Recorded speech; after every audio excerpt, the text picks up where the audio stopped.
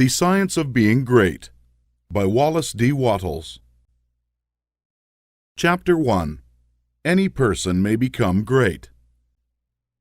There is a principle of power in every person. By the intelligent use and direction of this principle, man can develop his own mental faculties. Man has an inherent power by which he may grow in whatsoever direction he pleases, and there does not appear to be any limit to the possibilities of his growth. No man has yet become so great in any faculty, but that it is possible for someone else to become greater. The possibility is in the original substance from which man is made. Genius is omniscience flowing into man. Genius is more than talent. Talent may merely be one faculty developed out of proportion to other faculties, but genius is the union of man and God in the acts of the soul. Great men are always greater than their deeds. They are in connection with a reserve of power that is without limit. We do not know where the boundary of the mental powers of man is. We do not even know if there is a boundary. The power of conscious growth is not given to the lower animals.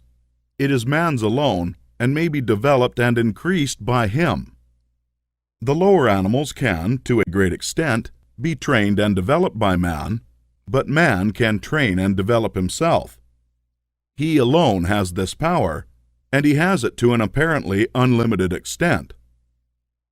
The purpose of life for man is growth, just as the purpose of life for trees and plants is growth. Trees and plants grow automatically along fixed lines. Man can grow as he will. Trees and plants can only develop certain possibilities and characteristics. Man can develop any power which is or has been shown by any person, anywhere.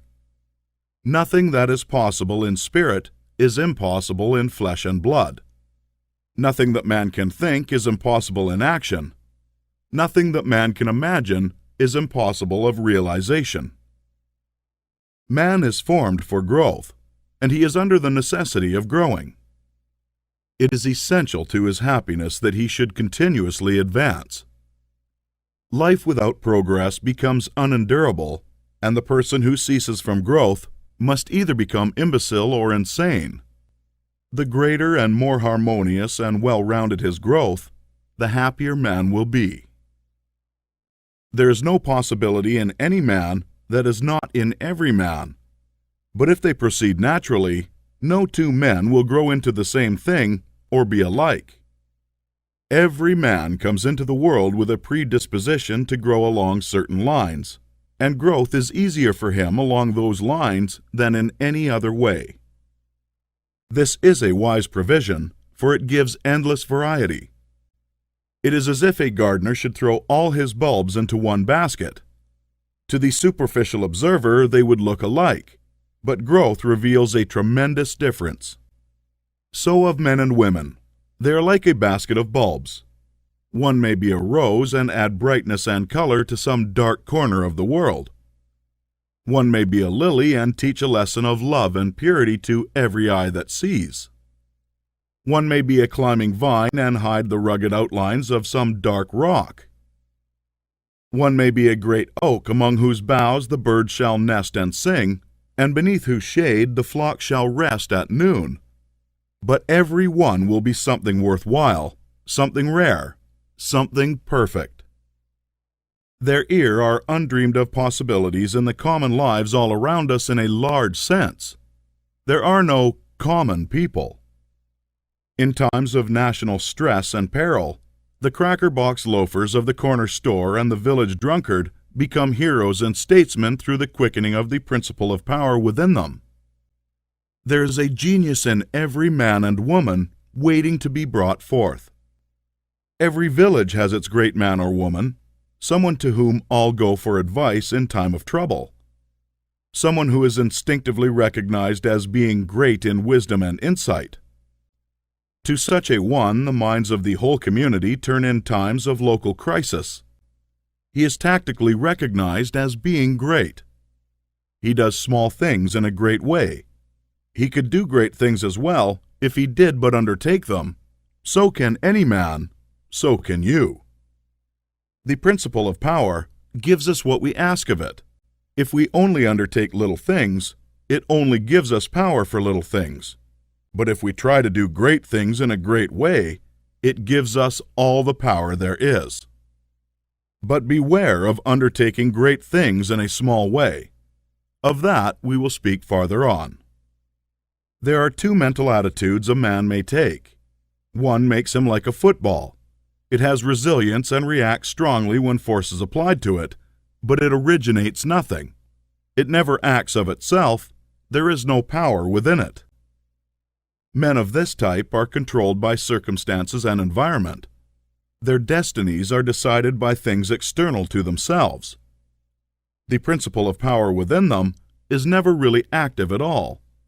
They never speak or act from within. The other attitude makes man like a flowing spring. Power comes out of the center of him. He has within him a well of water springing up into everlasting life. He radiates force, haste felt by his environment. The principle of power in him is in constant action. He is self-active. He hath life in himself. No greater good can come to any man or woman than to become self-active. All the experiences of life are designed by Providence to force men and women into self-activity, to compel them to cease being creatures of circumstance and master their environment. In his lowest stage, man is the child of chance and circumstance and the slave of fear.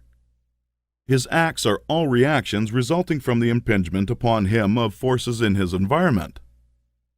He acts only as he is acted upon. He originates nothing. But the lowest savage has within him a principle of power sufficient to master all that he fears. And if he learns this and becomes self-active, he becomes as one of the gods. The awakening of the principle of power in man is the real conversion, the passing from death to life. It is when the dead hear the voice of the Son of Man and come forth and live. It is the resurrection and the life.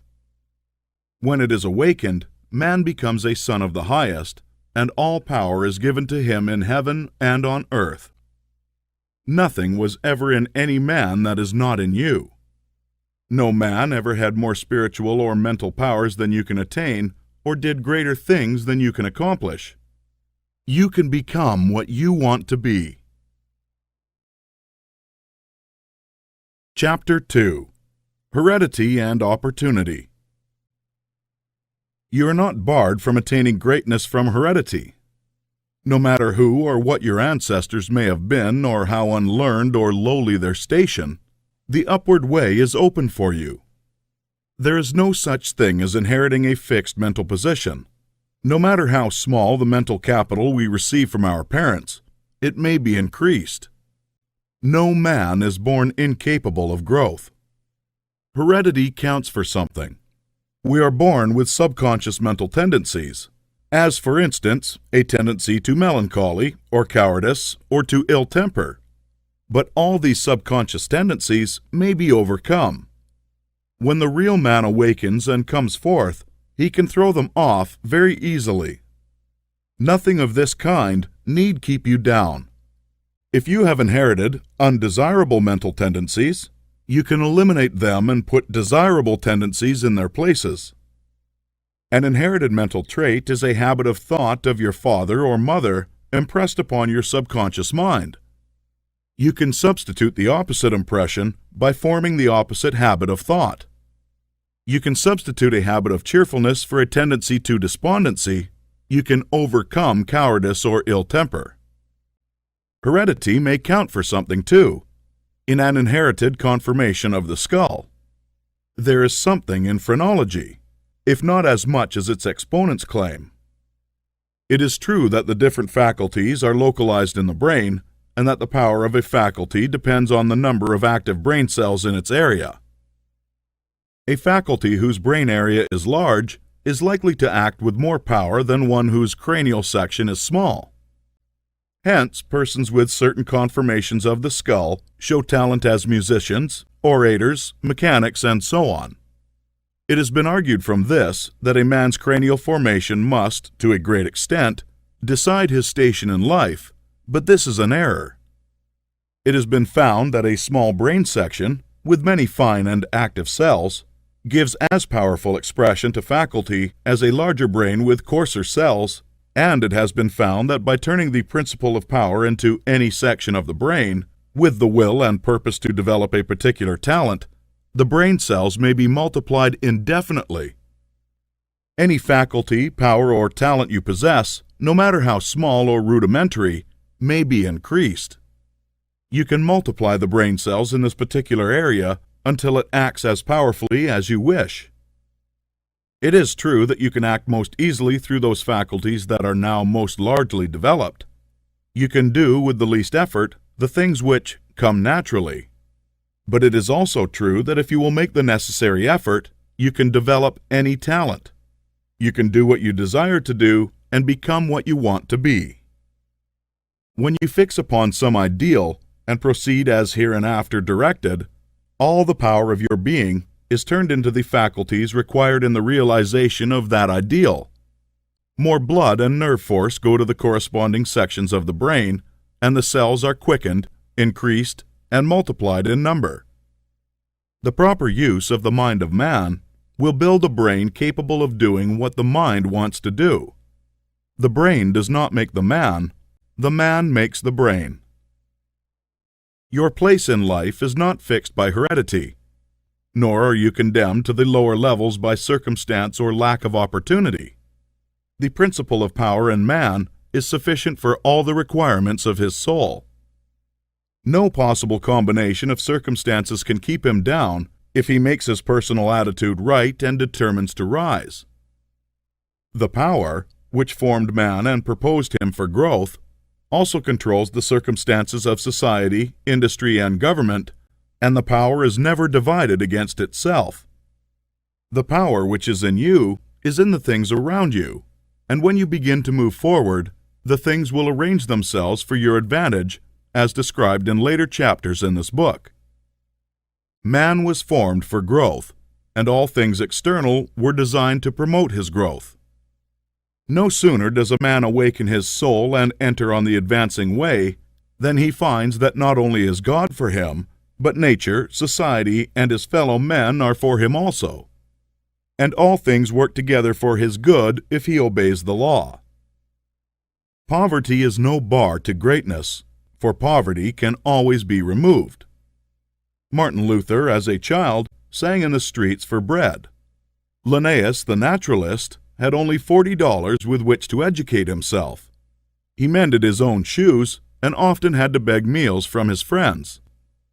Hugh Miller, apprenticed to a stonemason, began to study geology in a quarry. George Stephenson, inventor of the locomotive engine and one of the greatest of civil engineers, was a coal miner working in a mine when he awakened and began to think. James Watt was a sickly child and was not strong enough to be sent to school. Abraham Lincoln was a poor boy. In each of these cases, we see a principle of power in the man that lifts him above all opposition and adversity. There is a principle of power in you. If you use it and apply it in a certain way, you can overcome all heredity and master all circumstances and conditions and become a great and powerful personality. Chapter 3. The Source of Power. Man's brain, body, mind, faculties, and talents are the mere instruments he uses in demonstrating greatness. In themselves, they do not make him great. A man may have a large brain and a good mind, strong faculties, and brilliant talents, and yet he is not a great man unless he uses all these in a great way. That quality which enables a man to use his abilities in a great way makes him great. And to that quality we give the name of wisdom.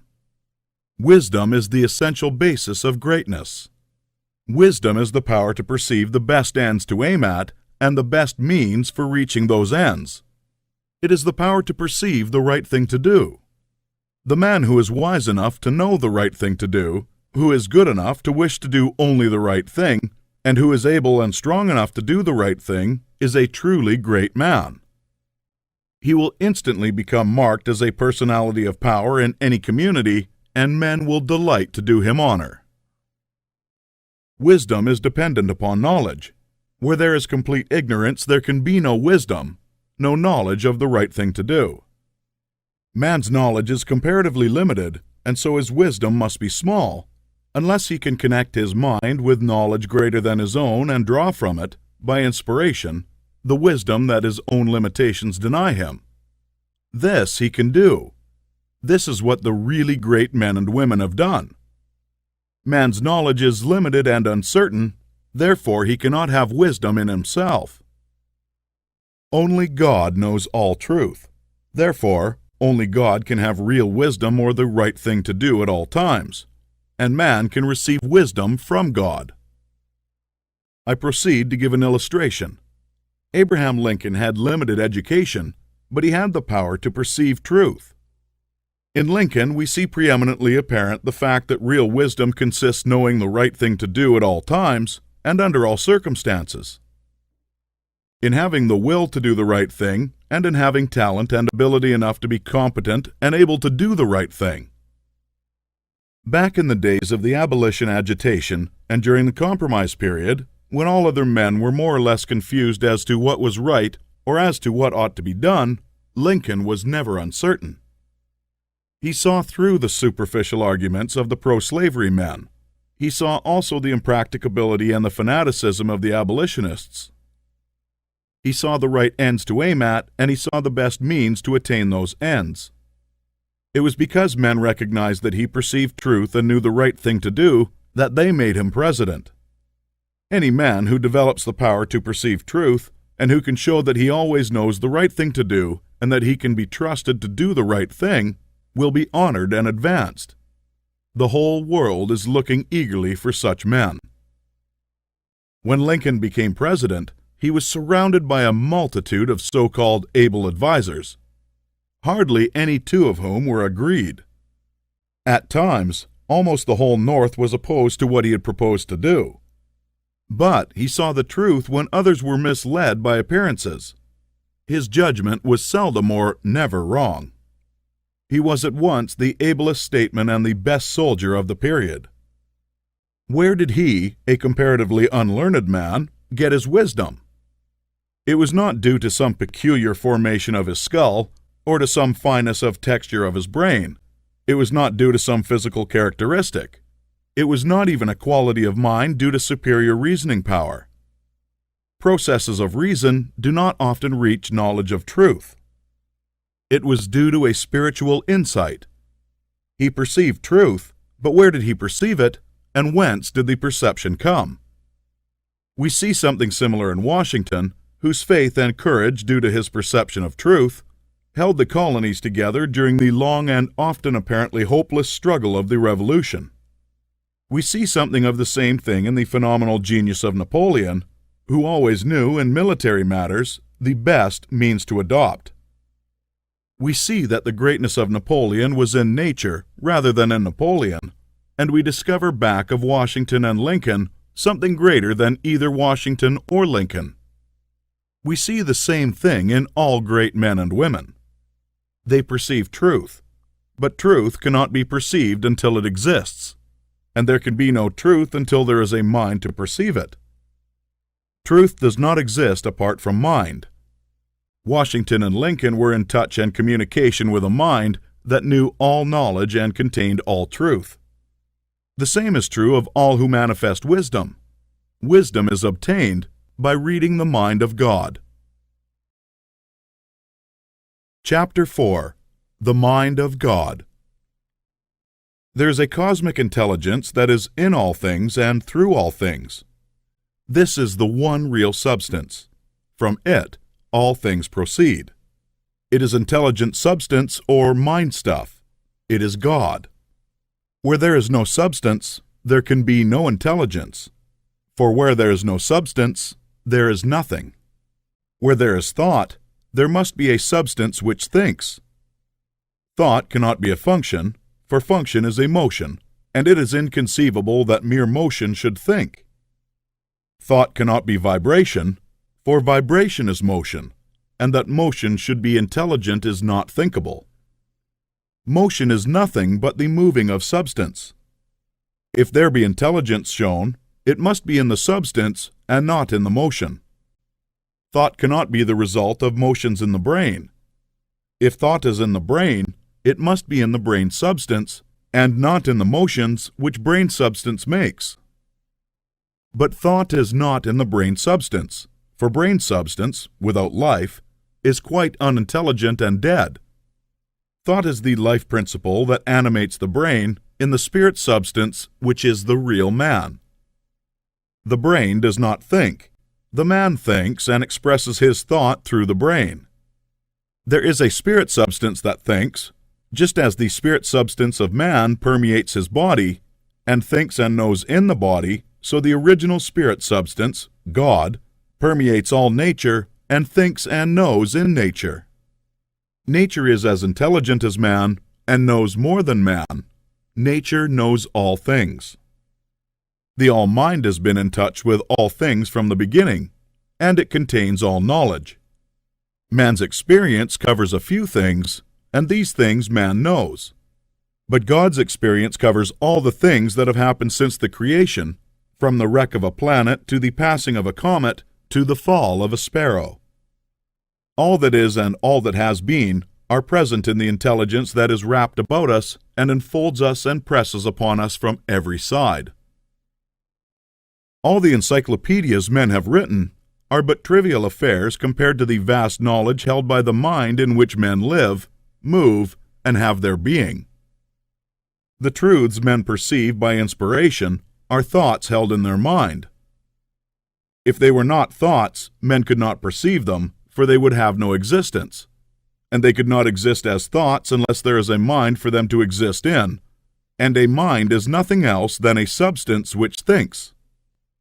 Man is thinking substance, a portion of the cosmic substance, but man is limited, while the cosmic intelligence from which he sprang, which Jesus calls the Father, is unlimited. All intelligence, power, and force come from the Father. Jesus recognized this and stated it very plainly. Over and over again he ascribed all his wisdom and power to his unity with the Father and to his perceiving the thoughts of God. My Father and I are one. This was the foundation of his knowledge and power. He showed the people the necessity of becoming spiritually awakened, of hearing his voice and becoming like him. He compared the unthinking man who is the prey and sport of circumstances to the dead man in a tomb, and besought him to hear and come forth. God is spirit, he said. Be born again. Become spiritually awake, and you may see his kingdom. Hear my voice, see what I am and what I do, and come forth and live. The words I speak are spirit and life. Accept them, and they will cause a well of water to spring up within you. Then you will have life within yourself. I do what I see the Father do, he said, meaning that he read the thoughts of God. The Father shows all things to the Son. If any man has the will to do the will of God, he shall know truth. My teaching is not my own, but his that sent me. You shall know the truth, and the truth shall make you free. The Spirit shall guide you into all truth. We are immersed in mind, and that mind contains all knowledge and all truth. It is seeking to give us this knowledge, for our Father delights to give good gifts to his children. The prophets and seers and great men and women, past and present, were made great by what they received from God, not by what they were taught by men. This limitless reservoir of wisdom and power is open to you. You can draw upon it as you will, according to your needs. You can make yourself what you desire to be. You can do what you wish to do. You can have what you want. To accomplish this, you must learn to become one with the Father, so that you may perceive truth, so that you may have wisdom and know the right ends to seek and the right means to use to attain those ends, and so that you may secure power and ability to use the means. In closing this chapter, resolve that you will now lay aside all else and concentrate upon the attainment of conscious unity with God. Oh, when I am safe in my sylvan home, I tread on the pride of Greece and Rome, and when I am stretched beneath the pines, where the evening's star so wholly shines, I laugh at the lore and pride of man, at the sophist schools and the learned clan. For what are they all in their high conceit, when man in the bush with God may meet? Chapter 5. Preparation. Draw nigh to God, and He will draw nigh to you. If you become like God, you can read His thoughts, and if you do not, you will find the inspirational perception of truth impossible. You can never become a great man or woman until you have overcome anxiety, worry, and fear. It is impossible for an anxious person, a worried one, or a fearful one to perceive truth. All things are distorted and thrown out of their proper relations by such mental states, and those who are in them cannot read the thoughts of God. If you are poor, or anxious about business or financial matters, you are recommended to study carefully the first volume of this series, The Science of Getting Rich. That will present to you a solution for your problems of this nature, no matter how large or how complicated they may seem to be. There is not the least cause for worry about financial affairs. Every person who wills to do so may rise above want, have all he needs, and become rich. The same source for which you propose to draw for mental unfolding and spiritual power is at your service for the supply of all your material wants. Study this truth until it is fixed in your thoughts and until anxiety is banished from your mind. Enter the certain way, which leads to material riches. Again, if you are anxious or worried about your health, realize it is possible for you to attain perfect health so that you may have strength sufficient for all that you wish to do and more. That intelligence which stands ready to give you wealth and mental and spiritual power will rejoice to give you health also. Perfect health is yours for the asking if you will only obey the simple laws of life and live aright. Conquer ill health and cast out fear. But it is not enough to rise above financial and physical anxiety and worry. You must rise above moral evil-doing as well. Sound your inner consciousness now for the motives that actuate you and make sure they are right. You must cast out lust and cease to be ruled by appetite, and you must begin to govern appetite. You must only eat to satisfy hunger, never for gluttonous pleasure, and in all things you must make the flesh obey the spirit. You must lay aside greed. Have no unworthy motive in your desire to become rich and powerful. It is legitimate and right to desire riches if you want them for the sake of the soul, but not if you desire them for the lusts of the flesh. Cast out pride and vanity. Have no thought of trying to rule over others or of outdoing them. This is a vital point. There is no temptation so insidious as the selfish desire to rule over others. Nothing so appeals to the average man or woman as to sit in the uppermost places at feasts, to be respectfully saluted in the marketplace, and to be called Rabbi, Master. To exercise some sort of control over others is the secret motive of every selfish person. The struggle for power over others is the battle of the competitive world, and you must rise above that world and its motives and aspirations, and seek only for life. Cast out envy. You can have all that you want, and you need not envy any man what he has. Above all things, see to it that you do not hold malice or enmity towards anyone. To do so cuts you off from the mind whose treasures you seek to make your own. He that loves not his brother loves not God. Lay aside all narrow personal ambition, and determine to seek the highest good and to be swayed by no unworthy selfishness.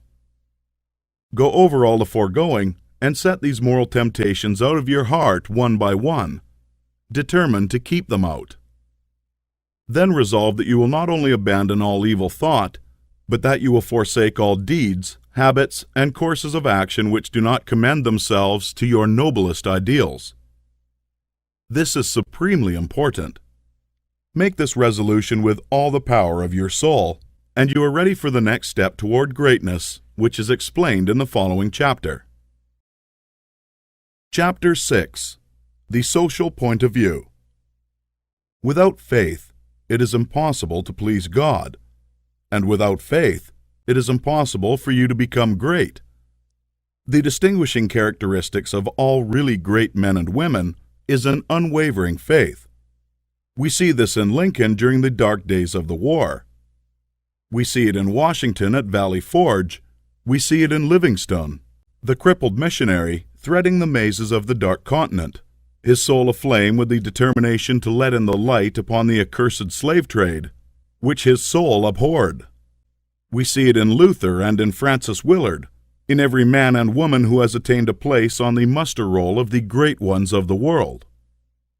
Faith, not a faith in oneself or in one's own powers, but faith in principle, in the something great which upholds right, and which may be relied upon to give us the victory in due time. Without this faith, it is not possible for any one to rise to real greatness. The man who has no faith in principle will always be a small man. Whether you have this faith or not depends on your point of view. You must learn to see the world as being produced by evolution, as something that is evolving and becoming, not as finished work. Millions of years ago, God worked with very low and crude forms of life. Low and crude, yet each perfect after its kind. Higher and more complex organisms, animal and vegetable, appeared through the successive ages. The earth passed through stage after stage in its unfolding, each stage perfect in itself and to be succeeded by a higher one. What I wish you to note is that the so-called lower organisms are as perfect after their kind as the higher ones. That the world in the Eocene period was perfect for that period. It was perfect, but God's work was not finished. This is true of the world today. Physically, socially, and industrially, it is all good, and it is all perfect. It is not complete anywhere or in any part, but so far as the handiwork of God has gone, it is perfect. This must be your point of view, that the world and all it contains is perfect, though not completed. All's right with the world. That is the great fact. There's nothing wrong with anything, there's nothing wrong with anybody. All the facts of life you must contemplate from this standpoint. There's nothing wrong with nature. Nature is a great advancing presence, working beneficently for the happiness of all. All things in nature are good. She has no evil. She is not completed, for creation is still unfinished, but she is going on to give to man even more bountifully than she has given to him in the past. Nature is a partial expression of God, and God is love. She is perfect, but not complete. So it is of human society and government. What though there are trusts and combinations of capital, and strikes and lockouts, and so on? All these things are part of the forward movement. They are incidental to the evolutionary process of completing society. When it is complete, there will be harmony, but it cannot be completed without them. J.P. Morgan is as necessary to the coming social order as the strange animals to the age of reptiles were to the life of the succeeding period, and just as these animals were perfect after their kind, so Morgan is perfect after his kind. Behold, it is all very good. See government and industry as being perfect now, and as advancing rapidly toward being complete. Then you will understand that there is nothing to fear, no cause for anxiety, nothing to worry about. Never complain of any of these things. They are perfect. This is the very best possible world for the stage of development man has reached. This will sound like rank folly to many, perhaps to most people. What, they will say, Are not child labors and the exploitation of men and women in filthy and unsanitary factories evil things? Aren't saloons evil? Do you mean to say that we shall accept all these and call them good? Child labor and similar things are no more evil than the way of living and the habits and practices of the cave dwellers were evil. His ways were those of the savage stage of man's growth, and for that stage they were perfect. Our industrial practices are those of the savage stage of industrial development, and they are also perfect. Nothing better is possible. Nothing better is possible until we cease to be mental savages in industry and business and become men and women. This can only come about by the rise of the whole race to a higher viewpoint. And this can only come about by the rise of such individuals here and there as are ready for the higher viewpoint. The cure for all this inharmoniousness lies not with the masters or employers, but with the workers themselves. Whenever they reach a higher viewpoint, whenever they share desire to do so, they can establish complete brotherhood and harmony in industry. They have the numbers and the power. They are getting now what they desire. Whenever they desire more in the way of a higher, purer, and more harmonious life, they will receive more. True, they want more now, but they only want more of the things that make for animal enjoyment, and so industry remains in the savage, brutal animal stage. When the workers begin to rise to the mental plane of living and ask for more of the things that make for the life of the mind and soul, industry will at once be raised above the plane of savagery and brutality. But it is perfect now upon its plane. Behold, in fact, it is all very good. So it is true of saloons and dens of vice. If the majority of the people desire these things, it is right and necessary that they should have them. When the majority desires a world without such discords, they will create such a world. So long as men and women are on the plane of bestial thought, so long the social order will be in part disorder and will show bestial manifestations. The people make society what it is, and as the people rise above the bestial thought, society will rise above the beastly in its manifestations. But a society which thinks in a bestial way must have saloons and dives. It is perfect after its kind, as the world was in the Eocene period, and very good. All this does not prevent you from working for better things. You can work to complete an unfinished society instead of to renovate a decaying one. And you can work with a better heart and a more hopeful spirit. It will make an immense difference with your faith and spirit whenever you look upon civilization as a good thing that is becoming better or as a bad and evil thing that is decaying. One viewpoint gives you an advancing and expanding mind, and the other gives you a descending and decreasing mind. One viewpoint will make you grow greater, and the other will inevitably cause you to grow smaller. One will enable you to work for the eternal things, to do large works in a great way toward the completing of all things that are incomplete and inharmonious. And the other will make you a mere patchwork reformer, working almost without hope to save a few lost souls from what you will grow to consider a lost and doomed world. So you see, it makes a vast difference to you, this matter of the social viewpoint. All's right with the world. Nothing can possibly be wrong but my personal attitude, and I will make that right. I will see that the facts of nature and all the events, circumstances, and conditions of society, politics, government, and industry from the highest viewpoint. It is all perfect, though incomplete. It is all the handiwork of God. Behold, it is all very good. Chapter 7. The Individual Point of View. Important as the matter of your point of view for the facts of social life is, it is of less moment than your viewpoint for your fellow man, for your acquaintances, friends, relatives, your immediate family, and, most of all, yourself. You must learn not to look upon the world as a lost and decaying thing, but as a something perfect and glorious, which is going on to a most beautiful completeness. And you must learn to see men and women not as lost and accursed things, but as perfect beings advancing to become complete. There are no bad or evil people.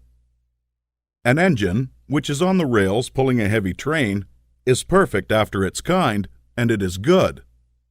The power of steam which drives it is good.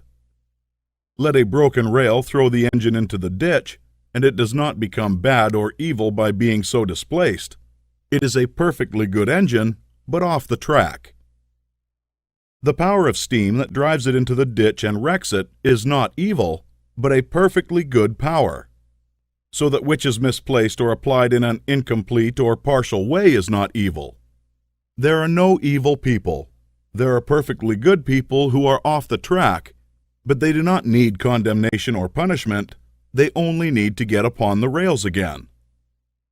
That which is undeveloped or incomplete often appears to us as evil because of the way we have trained ourselves to think. The root of a bulb that shall produce a white lily is an unsightly thing. One might look upon it with disgust.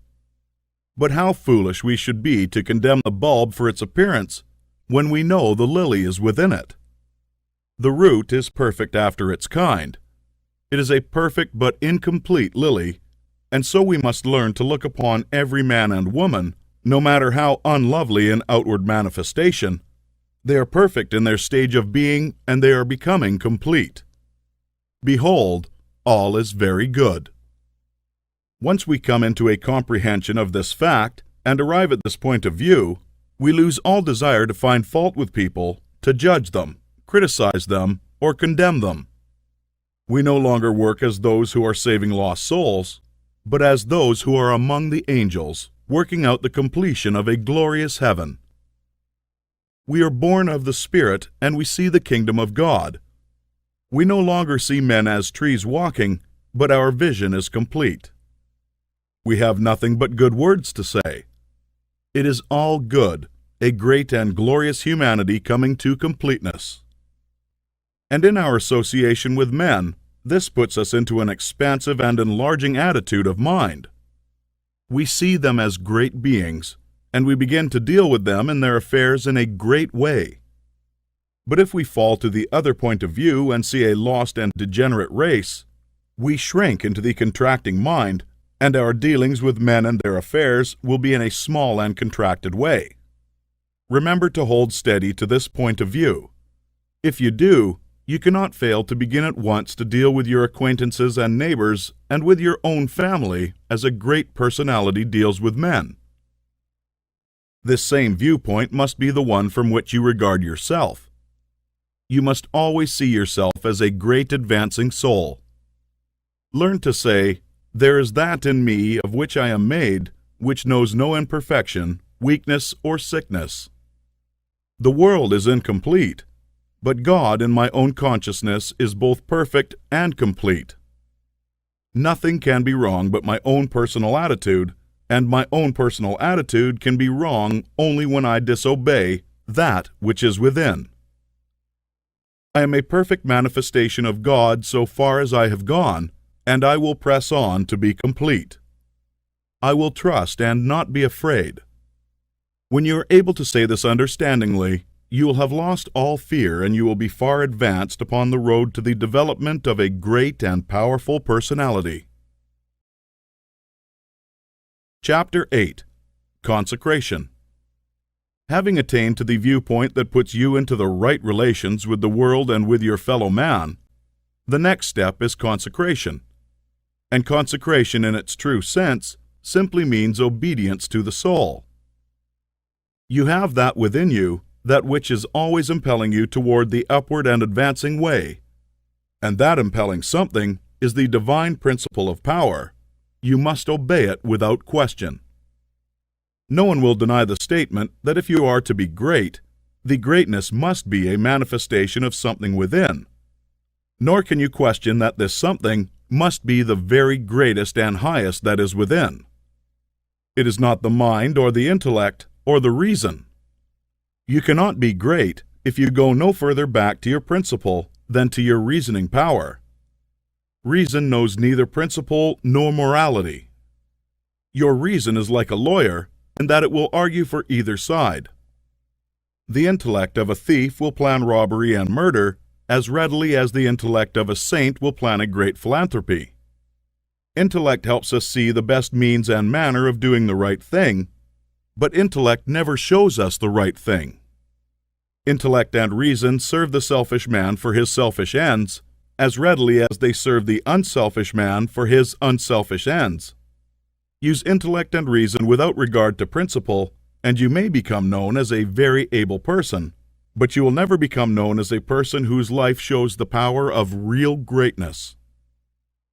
There is too much training of the intellect and reasoning powers, and too little training in the obedience to the soul. This is the only thing that can be wrong with your personal attitude when it fails to be one of obedience to the principle of power. By going back to your own center, you can always find the pure idea of right for every relationship. To be great and to have power is only necessary to conform your life to the pure idea as you find it in the great within. Every compromise on this point is made at the expense of a loss of power.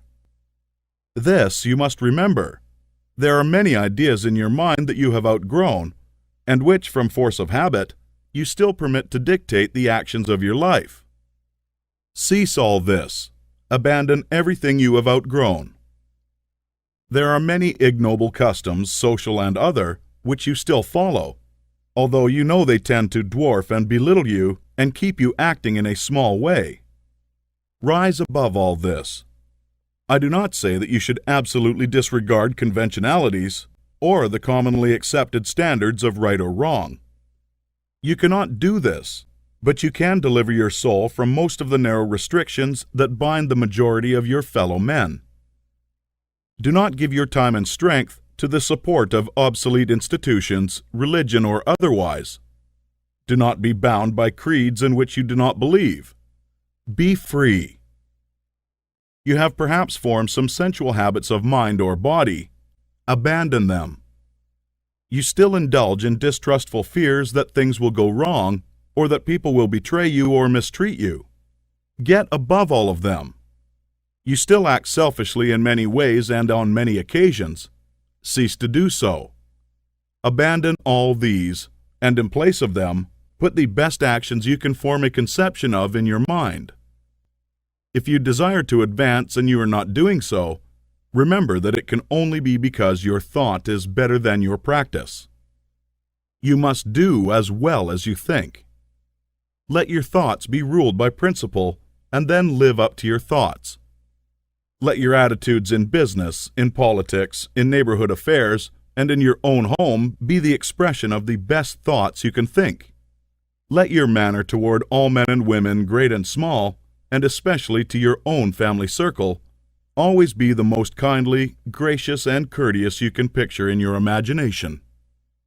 Remember your viewpoint. You are a god in the company of gods, and must conduct yourself accordingly. The steps to consecration are few and simple. You cannot rule from below if you are to be great. You must rule from above. Therefore, you cannot be governed by physical impulses. You must bring your body into subjection to the mind, but your mind without principle may lead you into selfishness and immoral ways. You must put the mind into subjection to the soul, and your soul is limited by the boundaries of your knowledge. You must put into subjection to that our soul, which needs no searching of the understanding, but before whose eyes all things are spread. That constitutes consecration. Say, I surrender my body to be ruled by my mind. I surrender my mind to be governed by my soul, and I surrender my soul to the guidance of God. Make this consecration complete and thorough, and you will have taken the second great step in the way of greatness and power. Chapter 9. Identification. Having recognized God as the advancing presence in nature, society, and your fellow men, and harmonized yourself with all these, and having consecrated yourself to that within you which impels toward the greatest and highest, The next step is to become aware of and recognize fully the fact that the principle of power within you is God Himself. You must consciously identify yourself with the highest. This is not some false or untrue position to be assumed. It is a fact to be recognized. You are already one with God. You want to become consciously aware of it. There is one substance, the source of all things, and this substance has within itself the power that creates all things. All power is inherent in it. This substance is conscious and thinks. It works with perfect understanding and intelligence. You know that this is so because you know that substance exists and that consciousness exists. And it must be substance that is conscious. Man is conscious and thinks. Man is substance. He must be substance, else he is nothing and does not exist at all. If man is substance and thinks and is conscious, then he is conscious substance. It is not conceivable that there should be more than one conscious substance. So man is the original substance, the source of all life and power embodied in a physical form. Man cannot be something different from God. Intelligence is one and the same everywhere, and must be everywhere an attribute of the same substance. There cannot be one kind of intelligence in God and another kind of intelligence in man. Intelligence can only be in intelligent substance, and intelligent substance is God.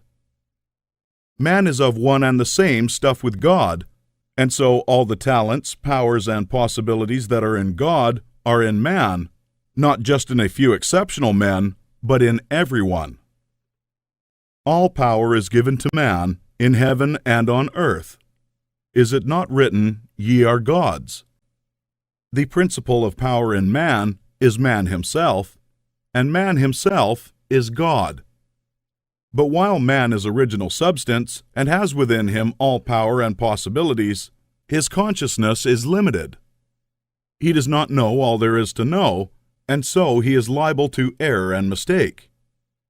To save himself from these, he must unite his mind to that outside him which does know all. He must become consciously one with God.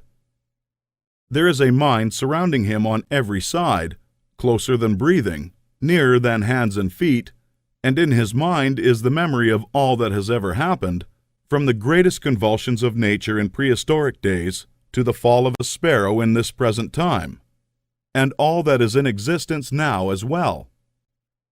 Held in this mind is the great purpose that is behind all nature, and so it knows what is going to be.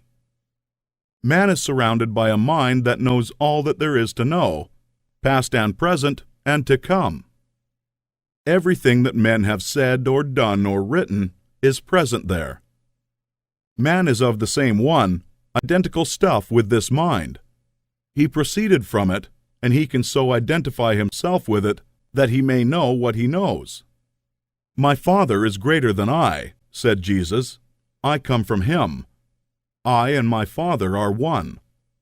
He shows the Son all things. The Spirit shall guide you into all truth. Your identification of yourself with the infinite must be accomplished by conscious recognition on your part.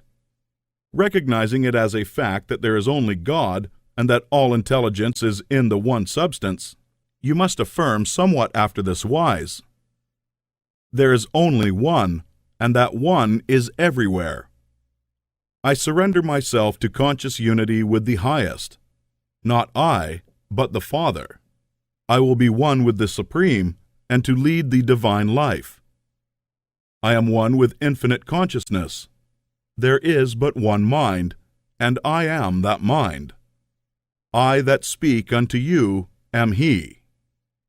If you have been thorough in the work as outlined in the preceding chapters, if you have attained the true viewpoint, and if your consecration is complete, you will not find conscious identification hard to attain, and once it is attained, the power you seek is yours, for you have made yourself one with all the power there is.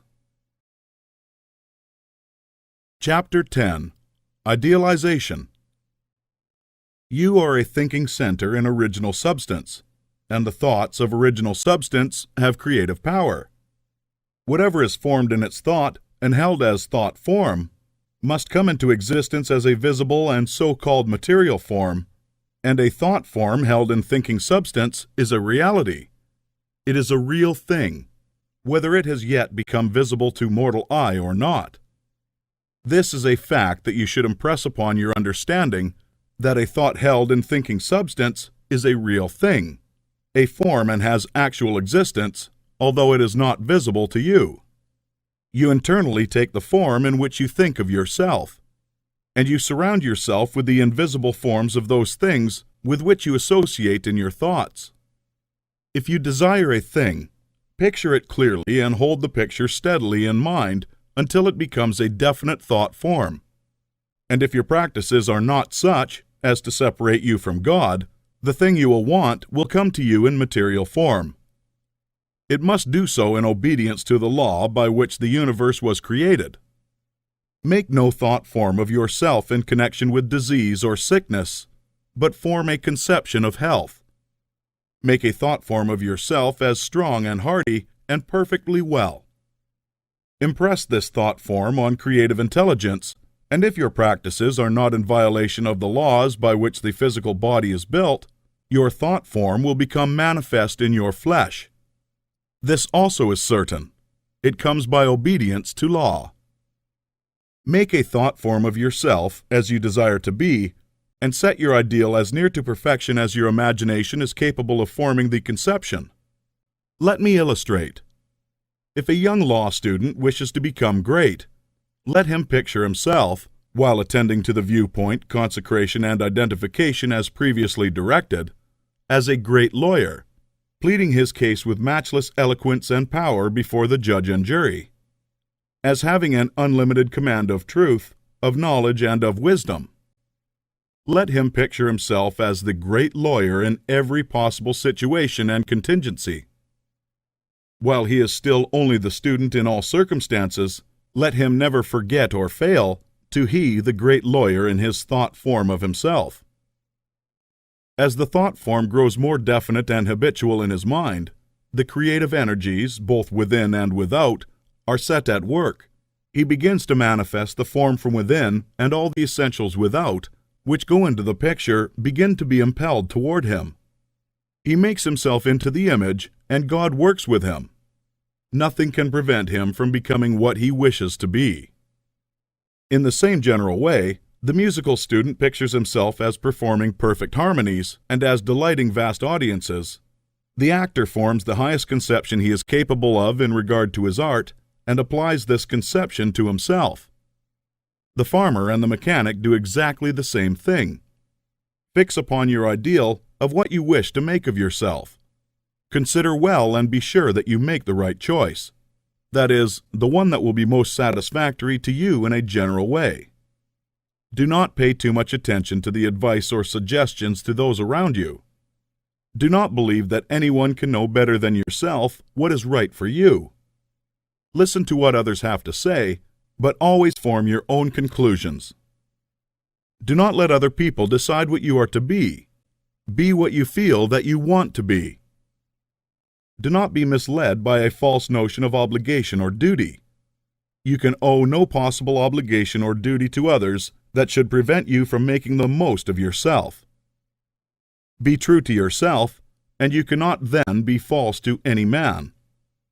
When you have fully decided what thing you want to be, form the highest conception of that thing that you are capable of imagining, and make that conception a thought form. Hold that thought form as a fact, as the real truth about yourself, and believe in it. Close your ears to all adverse suggestions. Never mind if people call you a fool and a dreamer. Dream on. Remember that Bonaparte, the half-starved lieutenant, always saw himself as the general of armies and the master of France, and he became in outward realization what he held himself to be in mind. So likewise will you.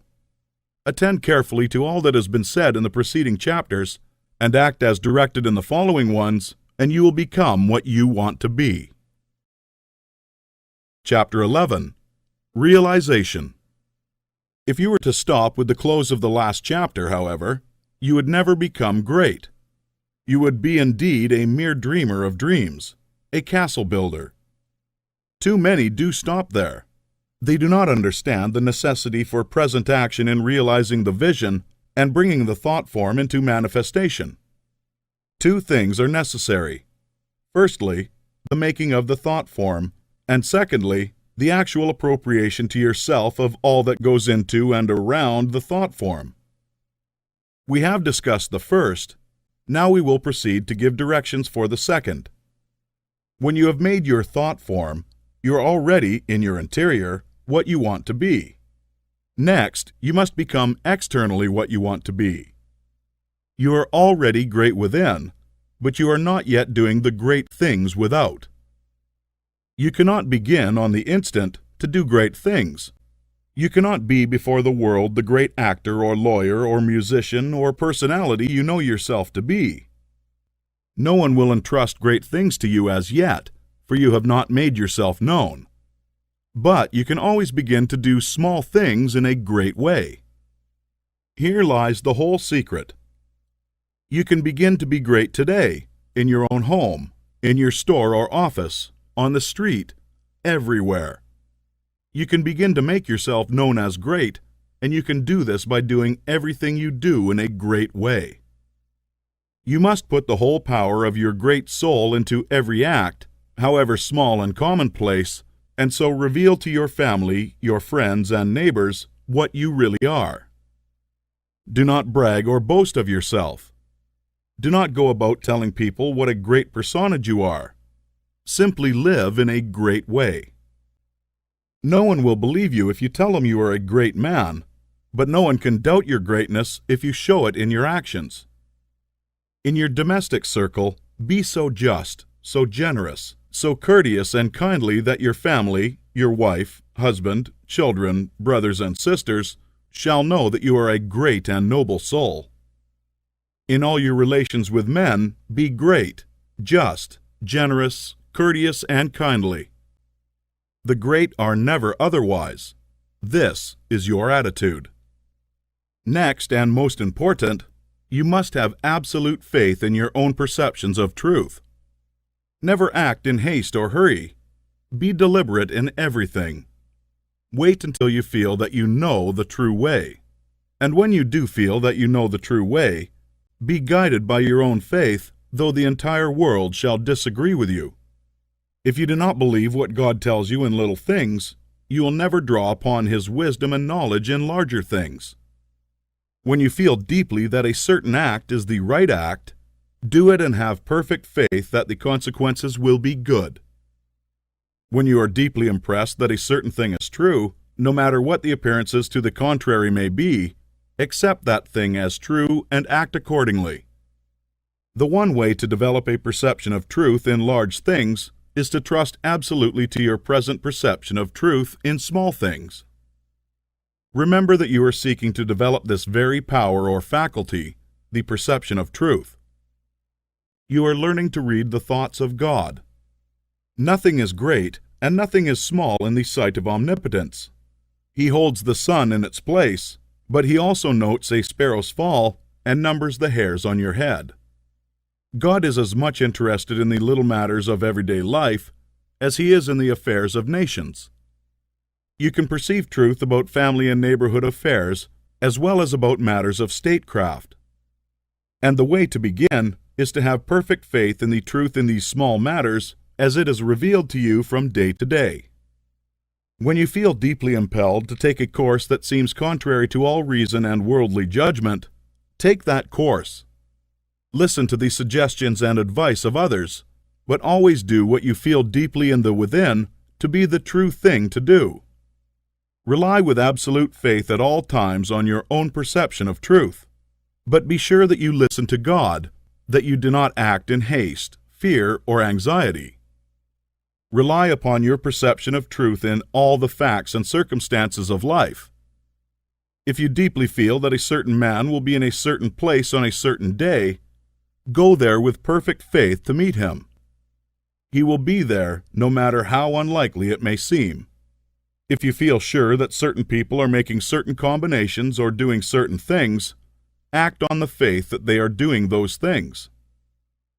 If you feel sure of the truth of any circumstance or happening, near or distant, past, present, or to come, trust in your perception. You may make occasional mistakes at first because of your imperfect understanding of the within, but you will soon be guided almost invariably right. Soon your family and friends will begin to defer more and more to your judgment and to be guided by you. Soon your neighbors and townsmen will be coming to you for counsel and advice. Soon you will be recognized as one who is great in small things, and you will be called upon more and more to take charge of larger things.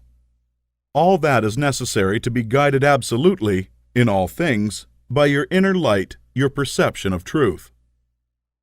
Obey your soul. Have perfect faith in yourself. Never think of yourself with doubt or distrust, or as one who makes mistakes. If I judge, my judgment is just, for I seek not honor from men, but from the Father only. Chapter 12. Hurry and Habit. No doubt you have many problems, domestic, social, physical, and financial, which seem to you to be pressing for instant solution. You have debts that must be paid or other obligations that must be met. You are unhappily or inharmoniously placed and feel that something must be done at once. Do not get into a hurry and act from superficial impulses. You can trust God for the solution of all your personal riddles. There is no hurry. There is only God, and all is well with the world. There is an invincible power in you, and the same power is in the things you want. It is bringing them to you and bringing you to them. This is a thought that you must grasp and hold continuously, that the same intelligence that is in you is in the things you desire. They are impelled toward you as strongly and decidedly as your desire impels you toward them. The tendency, therefore, of a steady-held thought must be to bring the things you desire to you and to group them around you. So long as you hold your thought and your faith right, all must go well. Nothing can be wrong but your own personal attitude, and that will not be wrong if you trust and are not afraid. Hurry is the manifestation of fear. He who fears has plenty of time. If you act with perfect faith in your own perceptions of truth, you will never be too late or too early, and nothing will go wrong. If things appear to be going wrong, do not get disturbed in mind. It is only an appearance. Nothing can go wrong in this world but yourself, and you can go wrong only by getting into the wrong mental attitude. Whenever you find yourself getting excited, worried, or in the mental attitude of hurry, sit down and think it over, play a game of some kind, or take a vacation. Go on a trip, and all will be right when you return. So surely as you find yourself in the mental attitude of haste, just so surely may you know that you are out of the mental attitude of greatness. Hurry and fear will instantly cut your connection with the universal mind. You will get no power, no wisdom, and no information until you are calm. And to fall into the attitude of hurry will check the action of the principle of power within you. Fear turns strength into weakness. Remember that poise and power are inseparably associated. The calm and balanced mind is the strong and great mind. The hurried and agitated mind is the weak one. Whenever you fall into the mental state of hurry, you may know that you have lost the right viewpoint. You are beginning to look upon the world, or some part of it, as going wrong. At such times, read chapter 6 of this book. Consider the fact that this work is perfect, now, with all that it contains. Nothing is going wrong. Nothing can be wrong. Be poised. Be calm. Be cheerful. Have faith in God. Next, as to habit, it is probable that your greatest difficulty will be to overcome your old habitual ways of thought and to form new habits. The world is ruled by habit. Kings, tyrants, masters, and plutocrats hold their position solely because people have come to habitually accept them. Things are as they are because people have formed the habit of accepting them as they are. When the people change their habitual thought about governmental, social, and industrial institutions, they will change the institutions. Habits rule us all. You have formed, perhaps, the habit of thinking of yourself as a common person, as one of a limited ability, or as being more or less of a failure. Whatever you habitually think yourself to be, that you are. You must form now a greater and better habit. You must form a conception of yourself as a being of limitless power and habitually think that you are that being. It is the habitual, not the periodical thought that decides your destiny. It will avail you nothing to sit apart for a few moments several times a day to affirm that you are great, if during the balance of the day, while you are about doing your regular vocation, you think of yourself as not great. No amount of praying or affirmation will make you great if you still habitually regard yourself as being small. The use of prayer and affirmation is to change your habit of thought. Any act, mental or physical, often repeated, becomes a habit. The purpose of mental exercise is to repeat certain thoughts over and over again until the thinking of those thoughts becomes constant and habitual. The thoughts we continually repeat become convictions. What you must do is to repeat the new thought of yourself until it is the only way in which you think of yourself. Habitual thought, and not environment or circumstance, has made you what you are. Every person has some central idea or thought form of himself, and by this idea he classifies and arranges all his facts and external relationships. You are classifying your facts either according to the idea that you are great and strong personality, or according to the idea that you are limited, common, or weak. If the latter is the case, you must change your central idea. Get a new mental picture of yourself. Do not try to become great by repeating mere strings of words or superficial formulas, but repeat over and over the thought of your own power and ability until you classify external facts and decide your place everywhere by this idea. In another chapter, there will be found an illustrative mental exercise and further directions on this point. Chapter 13. Thought. Greatness is only attained by the constant thinking of great thoughts. No man can become great in outward personality until he is great internally, and no man can be great internally until he thinks. No amount of education, reading, or study can make you great without thought, but thought can make you great with very little study. There are altogether too many people who are trying to make something of themselves by reading books without thinking. All such will fail. You are not mentally developed by what you read, but by what you think about what you read. Thinking is the hardest, most exhausting of all labor, and hence many people shrink from it. God has so formed us that we are continuously impelled to thought. We must either think or engage in some activity to escape thought. The headlong continuous chase for pleasure, in which most people spend all their leisure time, is only an effort to escape thought. If they are alone or if they have nothing amusing to take their attention, as a novel or a show to see, they must think. And to escape from thinking, they must resort to novels, shows, and all the endless devices of the purveyors of amusement. Most people spend the greater part of their leisure time running away from thought, hence they are where they are. We never move forward until we begin to think. Read less and think more. Read about great things and think about great questions and issues. We have at the present time few really great figures in the political life of our country. Our politicians are a petty lot. There is no Lincoln, no Webster, no Clay, Calhoun, or Jackson. Why? Because our present statesmen deal only with sordid and petty issues. Questions of dollars and cents, of expediency and party success, of material prosperity without regard to ethical right.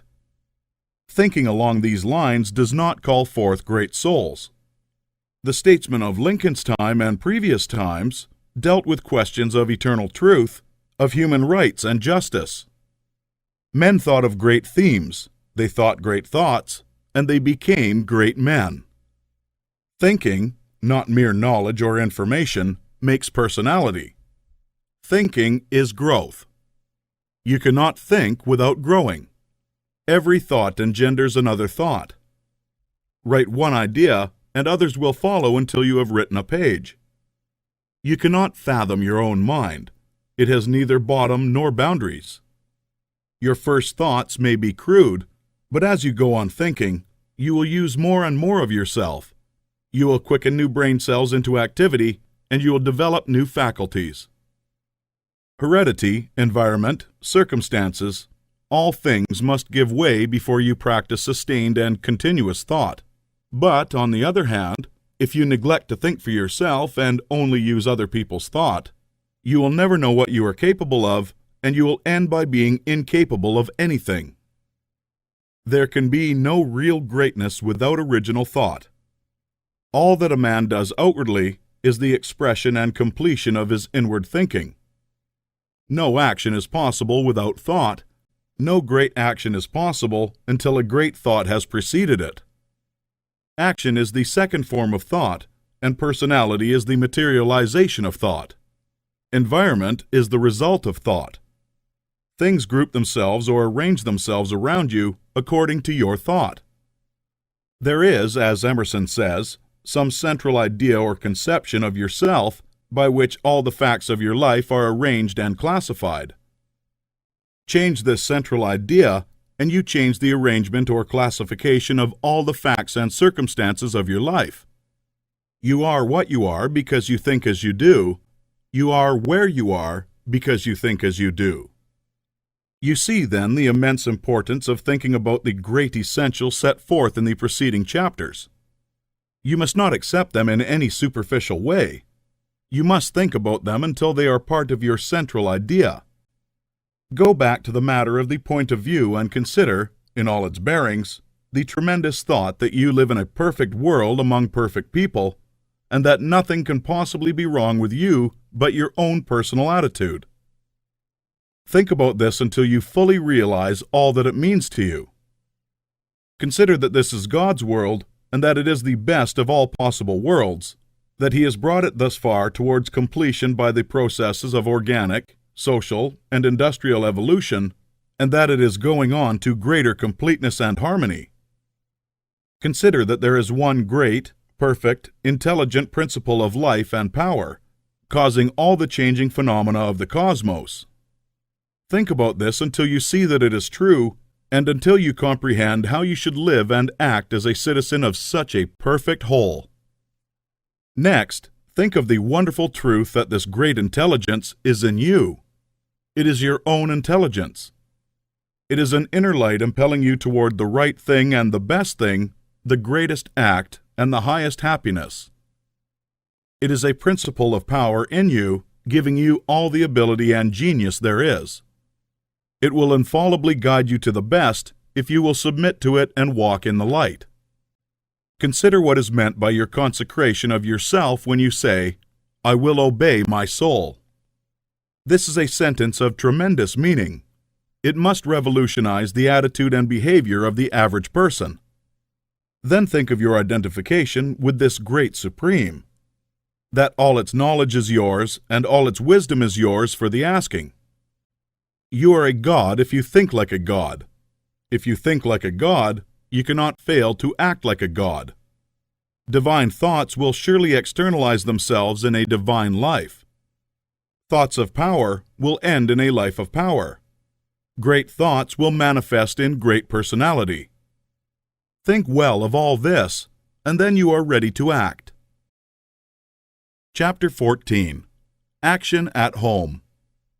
Do not merely think that you are going to become great. Think that you are great now. Do not think that you will begin to act in a great way at some future time. Begin now. Do not think that you will act in a great way when you reach a different environment. Act in a great way where you are now. Do not think that you will begin to act in a great way when you begin to deal with great things. Begin to deal in a great way with small things. Do not think that you will begin to be great when you get among more intelligent people or among people who understand you better. Begin now to deal in a great way with people around you. If you are not in an environment where there is scope for your best powers and talents, you can move in due time. But meanwhile, you can be great where you are. Lincoln was as great when he was a backwoods lawyer as when he was president. As a backwoods lawyer, he did common things in a great way, and that made him president. Had he waited until he reached Washington to begin to be great, he would have remained unknown. You are not made great by the location in which you happen to be, nor by the things with which you may surround yourself. You are not made great by what you receive from others, and you can never manifest greatness so long as you depend on others. You will manifest greatness only when you begin to stand alone. Dismiss all thought of reliance on externals, whether things, books, or people. As Emerson said, Shakespeare will never be made by the study of Shakespeare. Shakespeare will be made by the thinking of Shakespearean thoughts. Never mind how the people around you, including those of your own household, may treat you. That has nothing at all to do with your being great. That is, it cannot hinder you from being great. People may neglect you and be unthankful and unkind in their attitude toward you. Does that prevent you from being great in your manner and attitude toward them? Your Father, Jesus said, is kind to the unthankful and the evil. Would God be great if he should go away and sulk because people were unthankful and did not appreciate him? Treat the unthankful and the evil in a great and perfectly kind way, just as God does. Do not talk about your greatness. You are really, in essential nature, no greater than those around you. You may have entered upon a way of living and thinking which they have not yet found, but they are perfect on their own plane of thought and action. You are entitled to no special honor or consideration for your greatness. You are a god, but you are among gods. You will fall into the boastful attitude if you see other people's shortcomings and failures and compare them with your own virtues and successes. And if you fall into the boastful attitude of mind, you will cease to be great and become small. Think of yourself as a perfect being among perfect beings, and meet every person as an equal, not as either superior or an inferior. Give yourself no airs. Great people never do. Ask no honors, and seek for no recognition. Honors and recognition will come fast enough if you are entitled to them. Begin at home. It is a great person who can always be poised, assured, calm, and perfectly kind and considerate at home. If your manner and attitude in your own family are always the best you can think, you will soon become the one on whom all others will rely. You will be a tower of strength and a support in time of trouble. You will be loved and appreciated. At the same time, do not make the mistake of throwing yourself away in the service of others. The great person respects himself. He serves and helps, but he is never slavishly servile. You cannot help your family by being a slave to them, or by doing for them those things that by right they should do for themselves. You do a person injury when you wait on him too much. The selfish and exacting are a great deal better off if their exactions are denied. The ideal world is not one where there are a lot of people being waited on by other people. It is a world where everybody waits on himself. Meet all demands, selfish and otherwise, with perfect kindness and consideration, but do not allow yourself to be made a slave to the whims, caprices, exactions, or slavish desires of any member of your family. To do so is not great, and it works an injury to the other party. Do not become uneasy over the failures or mistakes of any member of your family, and feel that you must interfere. Do not be disturbed if others seem to be going wrong, and feel that you must step in and set them right. Remember that every person is perfect on his own plane. You cannot improve on the work of God. Do not meddle with the personal habits and practices of others. Though they are your nearest and dearest, these things are none of your business. Nothing can be wrong but your own personal attitude. Make that right, and you will know that all else is right. You are truly a great soul when you can live with those who do things that you do not do, and yet refrain from either criticism or interference. Do the things that are right for you to do, and believe that every member of your family is doing the things that are right for them. Nothing is wrong with anybody or anything. Behold, it is all very good. Do not be enslaved by anyone else, but be just as careful that you do not enslave anyone else to your own notions of what is right. Think, and think deeply and continuously. Be perfect in your kindness and consideration. Let your attitude be that of a god among gods, and not that of a god among inferior beings. This is the way to be great in your own home. Chapter 15. Action Abroad. The rules that apply to your action at home must apply to your action everywhere. Never forget for an instant that this is a perfect world and that you are a god among gods. You are as great as the greatest, but all are your equals. Rely absolutely on your perception of truth. Trust to the inner light rather than to reason, but be sure that your perception comes from the inner light. Act in poise and calmness. Be still and attend on God. Your identification of yourself with the All-Mind will give you all the knowledge you need for guidance in a contingency that may arise in your own life or in the lives of others. It is only necessary that you should be supremely calm and rely upon the eternal wisdom that is within you. If you act in poise and faith, your judgment will always be right, and you will always know exactly what to do. Do not hurry or worry. Remember Lincoln in the dark days of the war.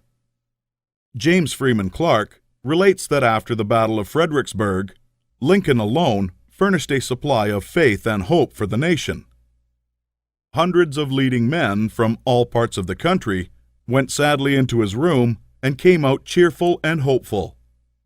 They had stood face to face with the highest and had seen God in this lank, ungainly, patient man, although they knew it not.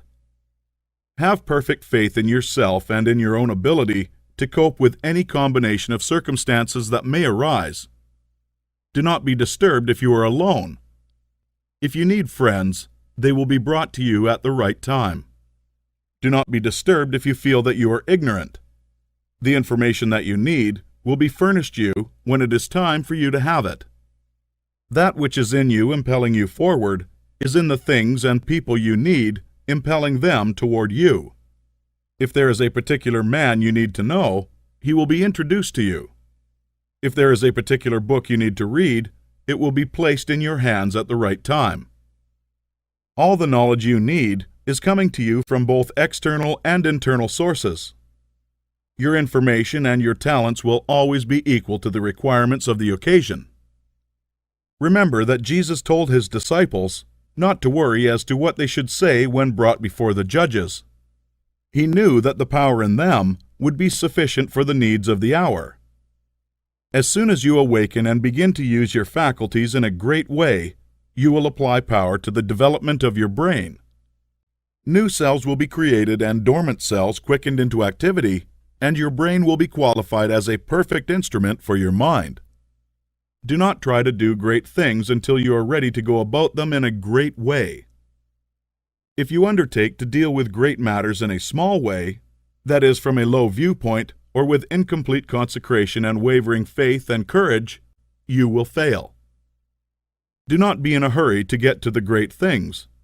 Doing great things will not make you great, but becoming great will certainly lead you to the doing of great things. Begin to be great where you are, and in the things you do every day. Do not be in haste to be found out or recognized as a great personality. Do not be disappointed if men do not nominate you for office within a month after you begin to practice what you read in this book. Great people never seek for recognition or applause. They are not great because they want to be paid for being so. Greatness is reward enough for itself. The joy of being something and of knowing that you are advancing is the greatest of all joys possible to man. If you begin in your own family, as described in the preceding chapter, and then assume the same mental attitude with your neighbors, friends, and those you meet in business, you will soon find that people are beginning to depend on you. Your advice will be sought, and a constantly increasing number of people will look for you for strength and inspiration, and rely upon your judgment. Here, as in the home, you must avoid meddling with other people's affairs. Help all who come to you, but do not go about officiously endeavoring to set other people right. Mind your own business. It is no part of your mission in life to correct people's morals, habits, or practices. Lead a great life, doing all things with a great spirit and in a great way. Give to him that asks of you as freely as you have received, but do not force your help or opinions upon any man. If your neighbor wishes to smoke or drink, it is his business. It is none of yours until he consults you about it. If you lead a great life and do no preaching, you will save 1,000 times as many souls as one who leads a small life and preaches continuously. If you hold the right viewpoint of the world, others will find it out and be impressed by it through your daily conversation and practice. Do not try to convert others of your point of view, except by holding it and living it accordingly. If your consecration is perfect, you do not need to tell anyone. It will speedily become apparent to all that you are guided by a higher principle than the average man or woman. If your identification with God is complete, you do not need to explain the fact to others. It will become self-evident. To become known as a great personality, you have nothing to do but live. Do not imagine that you must go charging about the world like Don Quixote, tilting at windmills and overturning things in general, in order to demonstrate that you are somebody. Do not go hunting for big things to do. Live a great life where you are and in the daily work you have to do, and greater works will surely find you out. Big things will come to you, asking to be done. Be so impressed with the value of a man that you treat even a beggar or the tramp with the most distinguished consideration. All is God. Every man and woman is perfect. Let your manner be that of God addressing other gods. Do not save all your consideration for the poor. The millionaire is as good as the tramp. This is a perfectly good world, and there is not a person or a thing in it, but is exactly right. Be sure to keep this in mind in dealing with things and men. Form your mental vision of yourself with care. Make the thought form of yourself as you wish to be, and hold with this faith that it is being realized, and with the purpose to realize it completely.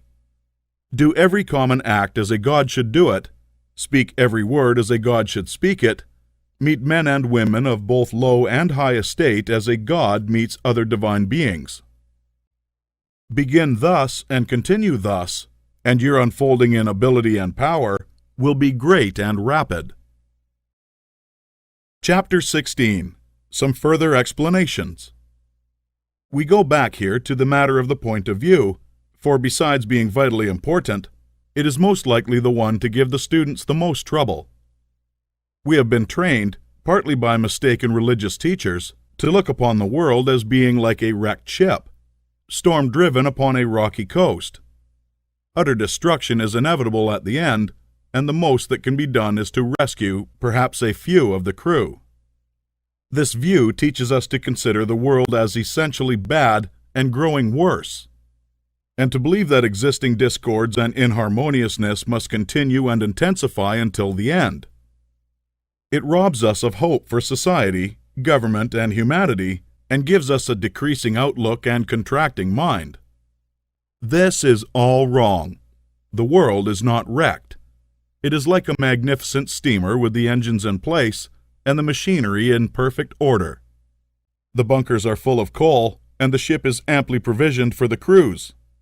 There is no lack of any good thing. Every provision omniscience could devise has been made for safety, comfort, and happiness of the crew. The steamer is out on the high seas tackling hither and thither because no one has yet learned the right course to steer. We are learning to steer, and in due time will come grandly into the harbor of perfect harmony. The world is good and growing better. Existing discords and inharmoniousness are but the pitching of the ship incidental to our own imperfect steering. They will all be removed in due time. This view gives us an increasing outlook and an expanding mind. It enables us to think largely of society and of ourselves, and to do things in a great way. Furthermore, we see that nothing can be wrong with such a world, or with any part of it, including our own affairs. If it is all moving on toward completion, then it is not going wrong. And as our personal affairs are a part of the whole, they are not going wrong. You and all you are concerned with are moving on toward completeness. Nothing can check this forward movement but yourself, and you can only check it by assuming a mental attitude that is at cross purposes with the mind of God. You have nothing to keep right but yourself. Nothing can possibly go wrong with you, and you can have nothing to fear. No business or other disaster can come upon you if your personal attitude is right, for you are a part of that which is increasing and advancing, and you must increase and advance with it. Moreover, your thought form will be mostly shaped according to your viewpoint of the cosmos.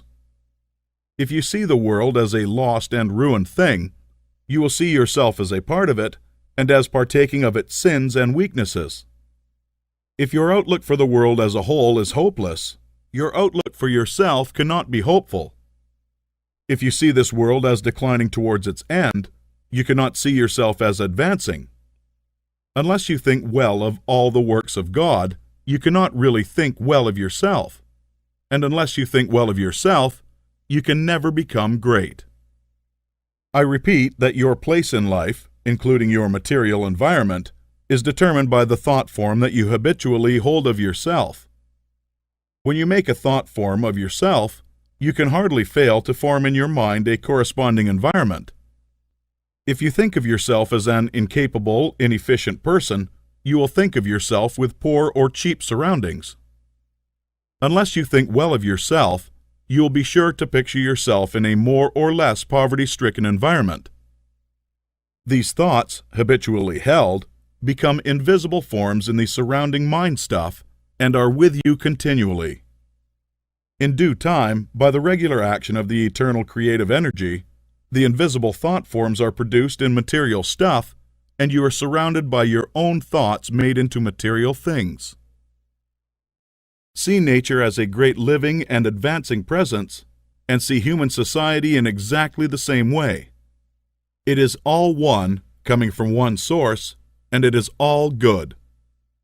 You yourself are made of the same stuff as God. All the constituents of God are parts of you. Every power that God has is a constituent of man. You can move forward as you see God doing.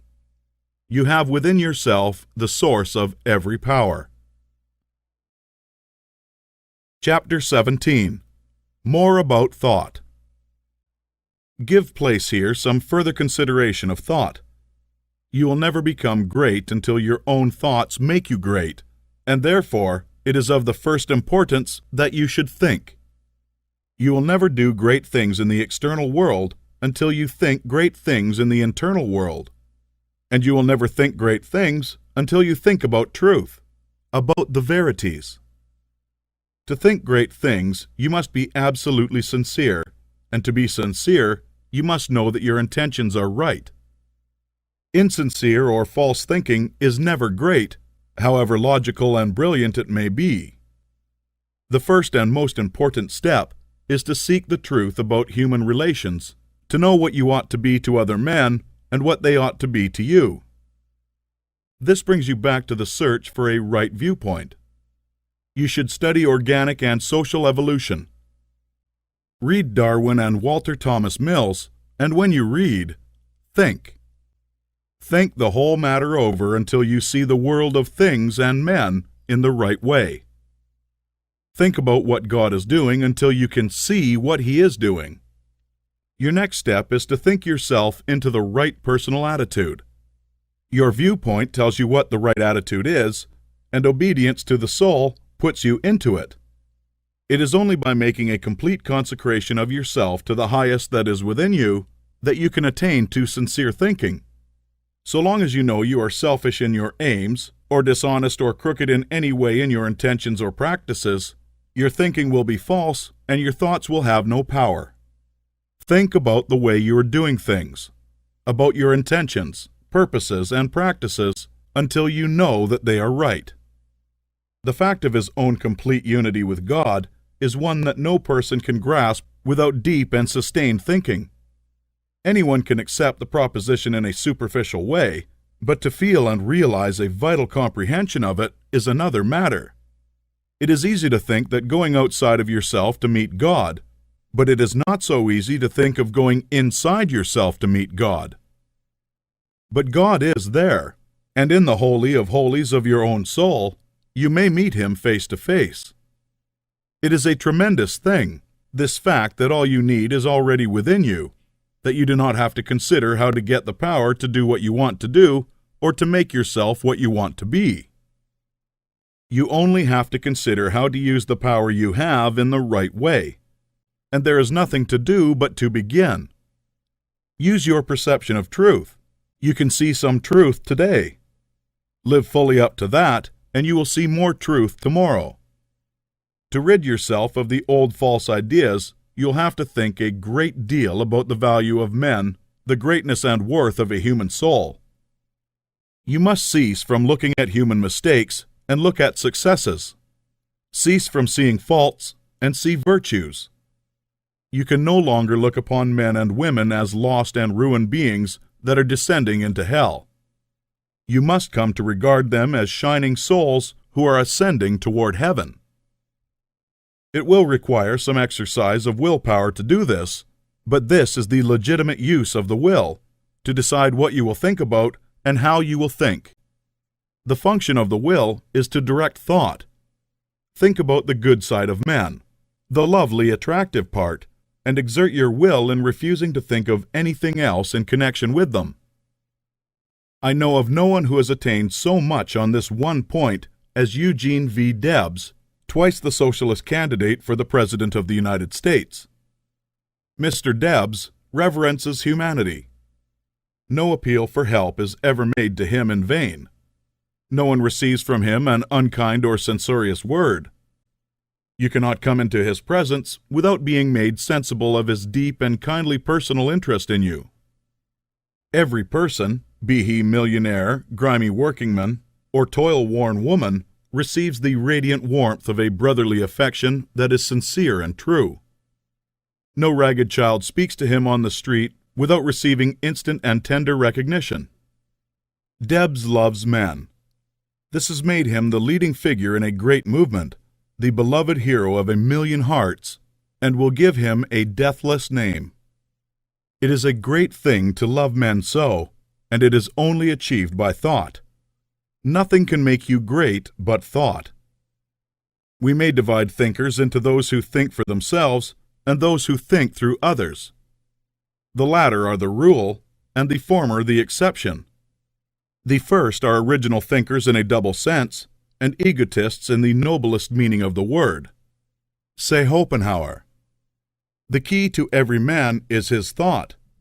Sturdy and defiant though he look, he has a helm which he obeys, which is the idea after which all his facts are classified. He can only be reformed by showing him a new idea which commands his own. Emerson. All truly wise thoughts have been thought already thousands of times, but to make them really ours, we must think them over again honestly till they root in our personal expression. Goethe. All that a man is outwardly is but the expression and completion of his inner thought. To work effectively, he must think clearly. To act nobly, he must think nobly. Channing. Great men are they who see that spiritually is stronger than any material force, that thoughts rule the world. Emerson. Some people study all their lives, and at their death, they have learned everything except to think. Domergue. It is the habitual thought that frames itself into our life. It affects us even more than our intimate social relations do. Our confidential friends have not so much to do in shaping our lives as the thoughts have which we harbor. J.W. Teal. When God lets loose a great thinker on this planet, then all things are at risk. There is not a piece of science but its flank may be turned tomorrow, nor any literary reputation or the so-called eternal names of fame that may not be refused and condemned. Emerson. Think, think, think. Chapter 18. Jesus' Idea of Greatness. In the 23rd chapter of Matthew, Jesus makes a very plain distinction between true and false greatness, and also points out one great danger to all who wish to become great. The most insidious of temptations, which all must avoid and fight unceasingly who desire to really climb in the world. Speaking to the multitude and to his disciples, he bids them beware of adopting the principle of the Pharisees. He points out that while the Pharisees are just and righteous men, honorable judges, true lawgivers, and upright in their dealings with men, they love the uppermost seats at feasts and greetings in the marketplace, and to be called master. And in comparison with this principle, he says, "He that will be great among you, let him serve." The average person's idea of a great man, rather than ones who serve, is of one who succeeds in getting himself served. He gets himself in a position to command men, to exercise power over them, making them obey his will. The exercise of dominion over other people, to most persons, is a great thing. Nothing seems to be sweeter to the selfish soul than this. You will always find every selfish and undeveloped person trying to domineer over others, to exercise control over other men. Savage men were no sooner placed upon the earth than they began to enslave one another.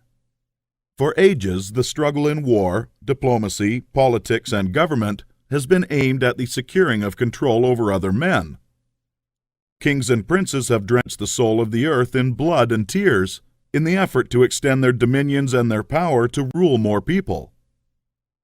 The struggle of the business world today is the same as that on the battlefields of Europe a century ago, so far as the ruling principle is concerned.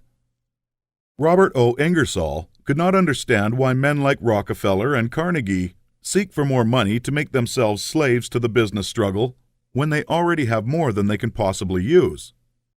He thought it a kind of madness and illustrated it as follows. Suppose a man had 50,000 pairs of pants, 75,000 vests, 100,000 coats, and 150,000 neckties. What would you think of him if he arose in the morning before light and worked until after it was dark every day, rain or shine, in all kinds of weather, merely to get another necktie? But it is not a good simile. The possession of neckties gives a man no power over other men, while the possession of dollars does. Rockefeller, Carnegie, and their kind are not after dollars, but power. It is the principle of the Pharisee. It is the struggle for the high place. It develops able men, cunning men, resourceful men, but not great men. I want you to contrast these two ideas of greatness sharply in your minds. He that will be great among you, let him serve. Let me stand before the average American audience and ask the name of the greatest American, and the majority will think of Abraham Lincoln. And is this not because in Lincoln, above all other men who have served us in public life, we recognize the spirit of service? Not servility, but service. Lincoln was a great man because he knew how to be a great servant. Napoleon, able, cold, selfish, seeking the high places, was a brilliant man. Lincoln was great. Napoleon was not. The very moment you begin to advance and are recognized as one who is doing things in a great way, you will find yourself in danger. The temptation to patronize, advise, or take upon yourself the direction of other people's affairs is sometimes almost irresistible. Avoid, however, the opposite danger of falling into servility or of completely throwing yourself away in the service of others. To do this has been the ideal of a great many people. The completely self-sacrificing life has been thought to be the Christ-like life because, as I think, of a complete misconception of the character and teachings of Jesus. I have explained this misconception in a little book that I hope you may all sometime read. A New Christ. Thousands of people imitating Jesus, as they suppose, have belittled themselves and given up all else to go about doing good, practicing an altruism that is really as morbid and as far from great as the rankest selfishness. The finer instincts which respond to the cry of trouble or distress are not by any means all of you. They are not necessarily the best part of you. There are other things you must do besides helping the unfortunate, although it is true that a large part of the life and activities of every great person must be given to helping other people. As you begin to advance, they will come to you. Do not turn them away, but do not make the fatal error of supporting that the life of complete self-abnegation is the way of greatness. To make another point here, let me refer to the fact that Swedenborg's classification of fundamental motives is exactly the same as that of Jesus. He divides all men into two groups, those who live in pure love and those to live in what he calls the love of ruling for the love of self. It will be seen that this is exactly the same as the lust for place and power as the Pharisees. Swedenborg saw this selfish love of power as the cause of all sin.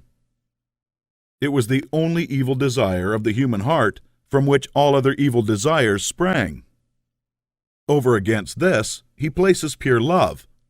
He does not say love of God or love of man, but merely love.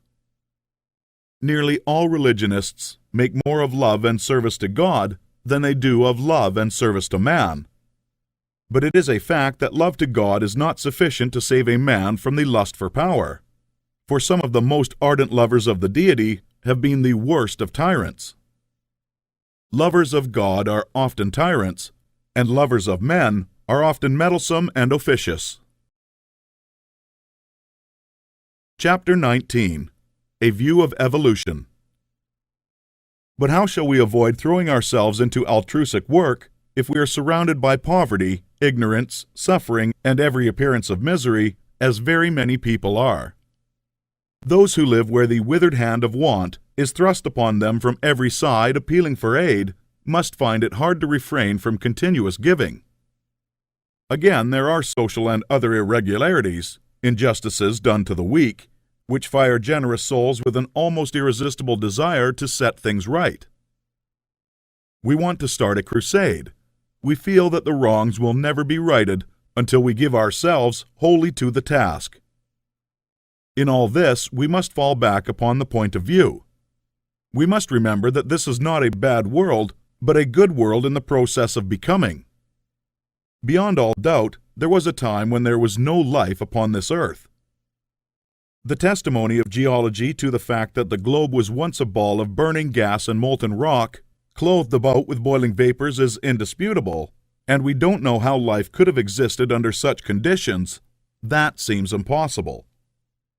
Geology tells us later on a crust formed, the globe cooled and hardened, the vapors condensed and became mist or fell in rain. The cooled surface crumbled into soil, moisture accumulated, ponds and seas were gathered together, and at last, somewhere in the water or on the land, appeared something that was alive.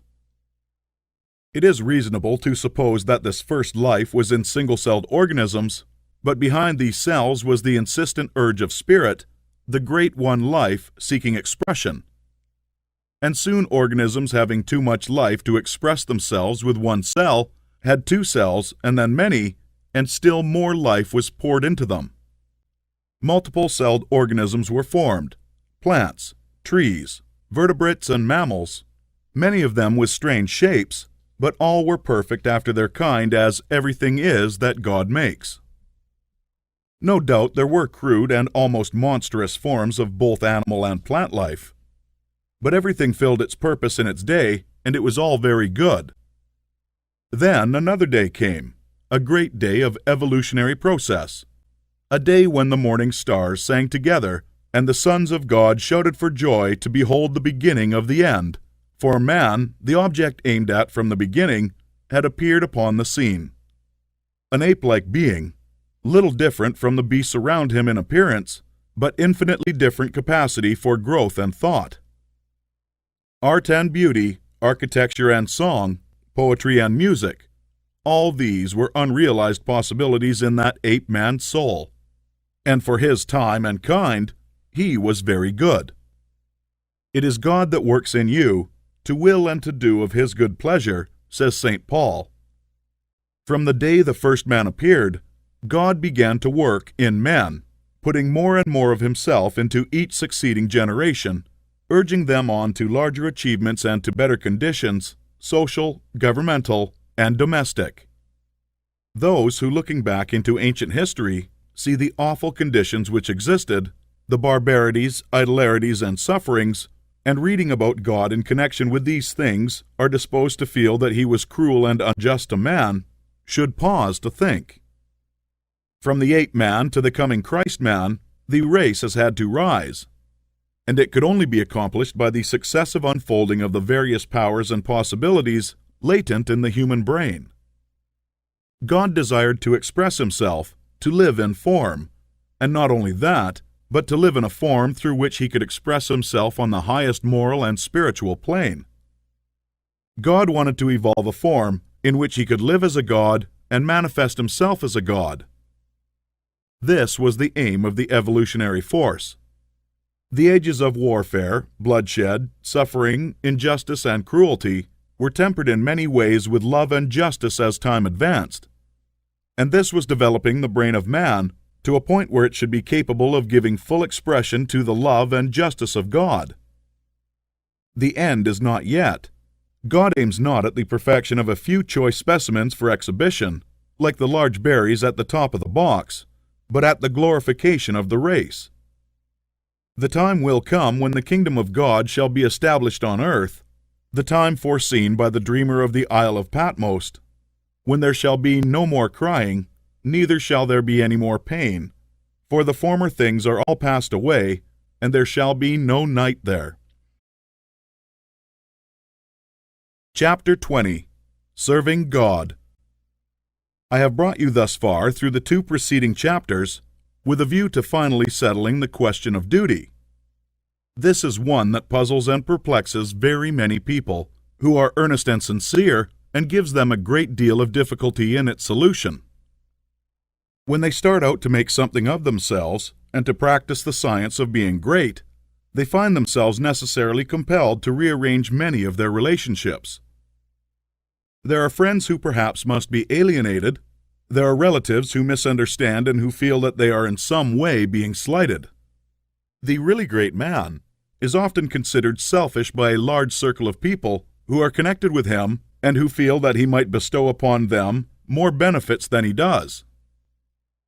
The question at the outset is my duty to make the most of myself regardless of everything else? Or shall I wait until I can do so without any friction or without causing loss to anyone? This is the question of duty to self versus duty to others. One's duty to the world has been thoroughly discussed in the preceding pages, and I give some consideration now to the idea of the duty to God.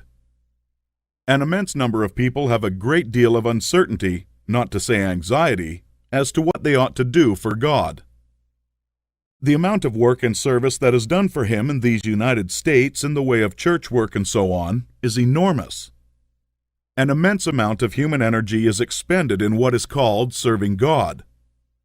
I propose to consider briefly what serving God is and how a man may serve God best, and I think that I should be able to make plain that the conversational idea as to what constitutes service to God is all wrong. When Moses went into Egypt to bring out the Hebrews from bondage, his demand upon Pharaoh in the name of the deity was, "Let the people go that they may serve me." He led them out into the wilderness and there instituted a new form of worship which has led many people to suppose that worship constitutes the service of God, although later God himself distinctly declared that he cared nothing for the ceremonies, burnt offerings, or oblation, and the teaching of Jesus, if rightly understood, would do away with organized temple worship altogether. God does not lack anything that men may do for him with their hands or body or voices. St. Paul points out that no man can do nothing for God does not need anything. The view of evolution that we have taken shows God seeking expression through man. Through all the successive ages in which his Spirit has urged man up the height, God has gone on seeking expression. Every generation of men is more godlike than the preceding generation. Every generation of men demands more in the way of fine homes, pleasant surroundings, congenial work, rest, travel, and opportunity for study than the preceding generation. I have heard some short-sighted economists argue that the working people of today ought surely to be fully contented because their condition is so much better than that of the working man 200 years ago who slept in a windowless hut on a floor covered with rushes in company with his pigs. If that man had all that he was able to use for the living of all the life he knew how to live, he was perfectly content, and if he had lack, he was not contented. The man of today has a comfortable home and very many things, indeed, that were unknown a short period back in the past, and if he has all that he can use for the living of all the life he can imagine, he will be content. But he is not content. God has lifted the race so far that any common man can picture a better and more desirable life than he is able to live under existing conditions. And so long as this is true, so long as a man can think and clearly picture himself a more desirable life, he will be discontented with the life he has to live, and rightly so. That discontent is the Spirit of God urging men on to more desirable conditions. It is God who seeks expression in the race. He works in us to will and to do. The only service you can render God is to give expression to what He is trying to give the world through you. The only service you can render God is to make the very most of yourself in order that God may live in you to the utmost of your possibilities. In a former work of this series, The Science of Getting Rich, I refer to the little boy at the piano, the music whose soul could not find expression through his untrained hands. This is a good illustration of the way the Spirit of God is over, about, around, and in all of us, seeking to do great things with us, so soon as we will train our hands and feet, our minds, brains, and bodies to do His service. Your first duty to God, to yourself, and to the world is to make yourself as great a personality in every way as you possibly can. And that, it seems to me, disposes of the question of duty. There are one or two other things that might be disposed of in closing this chapter. I have written of opportunity in a preceding chapter. I have said in a general way that it is within the power of every man to become great, just as in The Science of Getting Rich, I declared that it is within the power of every man to become rich. But these sweeping generalizations need qualifying. There are men who have such materialistic minds that they are absolutely incapable of comprehending the philosophy set forth in these books. There is a great mass of men and women who have lived and worked until they are particularly incapable of thought along these lines, and they cannot receive the message. Something may be done for them by demonstration, that is, by living the life before them, but that is the only way they can be aroused. The world needs demonstration more than it needs teaching. For this mass of people, our duty is to become as great in personality as possible in order that they may see and desire to do likewise. It is our duty to make ourselves great for their sakes, so that they may help prepare the world that the next generation shall have better conditions for thought. One other point. I am frequently written to by other people who wish to make something of themselves and to move out into the world, but who are hampered by home ties, having others more or less dependent upon them, who they fear would suffer if left alone. In general, I advise such people to move out fearlessly and to make the most of themselves. If there is a loss at home, it will only be temporary and apparent, For in a little while, if you follow the leading of Spirit, you will be able to take better care of your dependents than you have ever done before. Chapter 21. A Mental Exercise. The purpose of mental exercises must not be misunderstood. There is no virtue in charms or formulated strings of words. There is no shortcut to development by repeating prayers or incantations. A mental exercise is an exercise, not in repeating words, but in the thinking of certain thoughts. The phrases that we repeatedly hear become convictions, as Goethe says, and the thoughts that we repeatedly think become habitual and make us what we are. The purpose in taking a mental exercise is that you may think certain thoughts repeatedly until you form a habit of thinking of them. Then they will be your thoughts all the time. Taken in the right way and with an understanding of their purpose, mental exercises are of great value, but taken as most people take them, they are worse than useless. The thoughts embodied in the following exercises are the ones you want to think. You should take the exercise once or twice daily, but you should think the thoughts continuously. That is, do not think them twice a day for a stated time, then forget them until it is time to take the exercise again. The exercise is to impress you with the material for continuous thought. Take a time when you can have from 20 minutes to half an hour secure from interruption, and proceed first to make yourself physically comfortable. Lie at ease in a Morris chair or on a couch or in bed. It is best to lie flat on your back. If you have no other time, take the exercise on going to bed at night and before rising in the morning. First, let your attention travel over your body from the crown of your head to the soles of your feet, relaxing every muscle as you go. Relax completely. And next, get physical and other ills off your mind.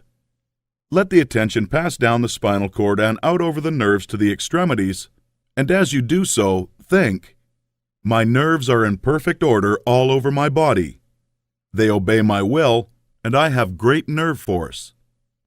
Next, bring your attention to the lungs and think, "I am breathing deeply and quietly, and the air goes into every cell of my lungs, which are in perfect condition. My blood is purified and made clean." Next, to the heart. "My heart is beating strongly and steadily, and my circulation is perfect, even to the extremities." Next, to the digestive system. "My stomach and bowels perform their work perfectly. My food is digested and assimilated, and my body rebuilt and nourished. My liver, kidneys, and bladder each perform their several functions without pain or strain. I am perfectly well. My body is resting, my mind is quiet, and my soul is at peace. I have no anxiety over financial or other matters. God, who is within me, is also in all things I want, impelling them toward me. All I want is already given to me. I have no anxiety about my health, for I am perfectly well. I have no worry or fear whatever. I rise above all temptation to moral evil. I cast out all greed, selfishness, and narrow personal ambition. I do not hold envy, malice, or enmity toward any living soul. I will follow no course of action which is not in accord with my highest ideals. I am right, and I will do right. Viewpoint. All is right with the world. It is perfect and advancing to completion. I will contemplate the facts of social, political, and industrial life only from this high viewpoint. Behold, it is all very good. I will see all human beings, all my acquaintances, friends, neighbors, and the members of my own household in the same way. They are all good. Nothing is wrong with the universe. Nothing can be wrong but my own personal attitude, and henceforth I keep that right. My whole trust is in God. Consecration. I will obey my soul and be true to that within me that is highest. I will search within for the pure idea of right in all things, and when I find it, I will express it in my outward life. I will abandon everything I have outgrown for the best I can think. I will have the highest thoughts concerning all my relationships, and my manner and action shall express these thoughts. I surrender my body to be ruled by my mind. I yield my mind to the dominion of my soul, and I give my soul to the guidance of God. Identification. There is but one substance and source, and of that I am made with it, and I am one. It is my Father. I proceeded forth and came from it. My Father and I are one, and my Father is greater than I, and I do His will. I surrender myself to conscious unity with pure spirit. There is but one, and that one is everywhere. I am one with the eternal consciousness. Idealization. Form a mental picture of yourself as you want to be, and at the greatest height your imagination can picture. Dwell upon this some little time, holding the thought, "This is what I really am. It is a picture of my own perfect and advancing to completion." I will contemplate the facts of social, political, and industrial life only from this high viewpoint. Behold, it is all very good.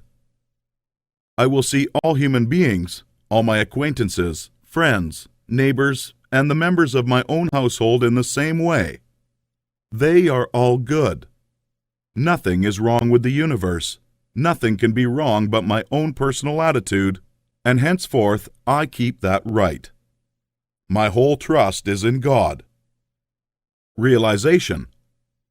I appropriate myself the power to become what I want to be, and to do what I want to do. I exercise creative energy. All the power there is mine. I will arise and go forth with power and perfect confidence. I will do mighty works in the strength of the Lord, my God. I will trust and not fear, for God is with me. Chapter 22. A summary of the science of being great. All men are made of the one intelligent substance, and therefore all contain the same essential powers and possibilities. Greatness is equally inherent in all, and may be manifested by all. Every person may become great. Every constituent of God is a constituent of man. Man may overcome both heredity and circumstances by exercising the inherent creative power of the soul. If he is to become great, the soul must act and must rule the mind and the body. Man's knowledge is limited, and he falls into the error through ignorance. To avoid this, he must connect his soul with the universal spirit. Universal spirit is the intelligent substance from which all things come, and it is through all things. All things are known to this universal mind, and man can so unite himself with it as to enter into all knowledge. To do this, man must cast out of himself everything that separates him from God.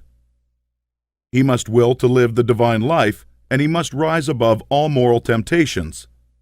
He must forsake every course of action that is not in accord with his highest ideals. He must reach for the right viewpoint, recognizing that God is all, in all, and that there is nothing wrong.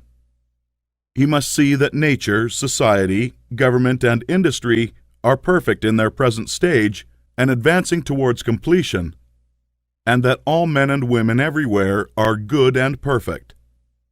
He must know that all is right with the world and unite with God for the completion of the perfect work. It is only as man sees God as the great advancing presence in all, and good in all, that he can rise to real greatness. He must consecrate himself to the service of the highest that is within himself, obeying the voice of the soul. There is an inner light in every man that continuously impels him toward the highest, and he must be guided by this light if he would become great. He must recognize the fact that he is one with the Father, and consciously affirm this unity for himself and for all others. He must know himself to be a God among gods, and act accordingly. He must have absolute faith in his own perceptions of truth, and begin at home to act on these perceptions. As he sees the true and right course in small things, he must take that course. He must cease to act unthinkingly and begin to think, and he must be sincere in his thought. He must have a mental conception of himself at the highest until it is his habitual thought form of himself. This thought form he must keep continuously in view. He must outwardly realize and express that thought form in his actions. He must do everything that he does in a great way. In dealing with his family, his neighbors, acquaintances, and friends, he must make every act an expression of his ideal. The man who reaches the right viewpoint and makes full consecrations, and who makes every act, however trivial, an expression of the ideal, has already attained to greatness. Everything he does will be done in a great way.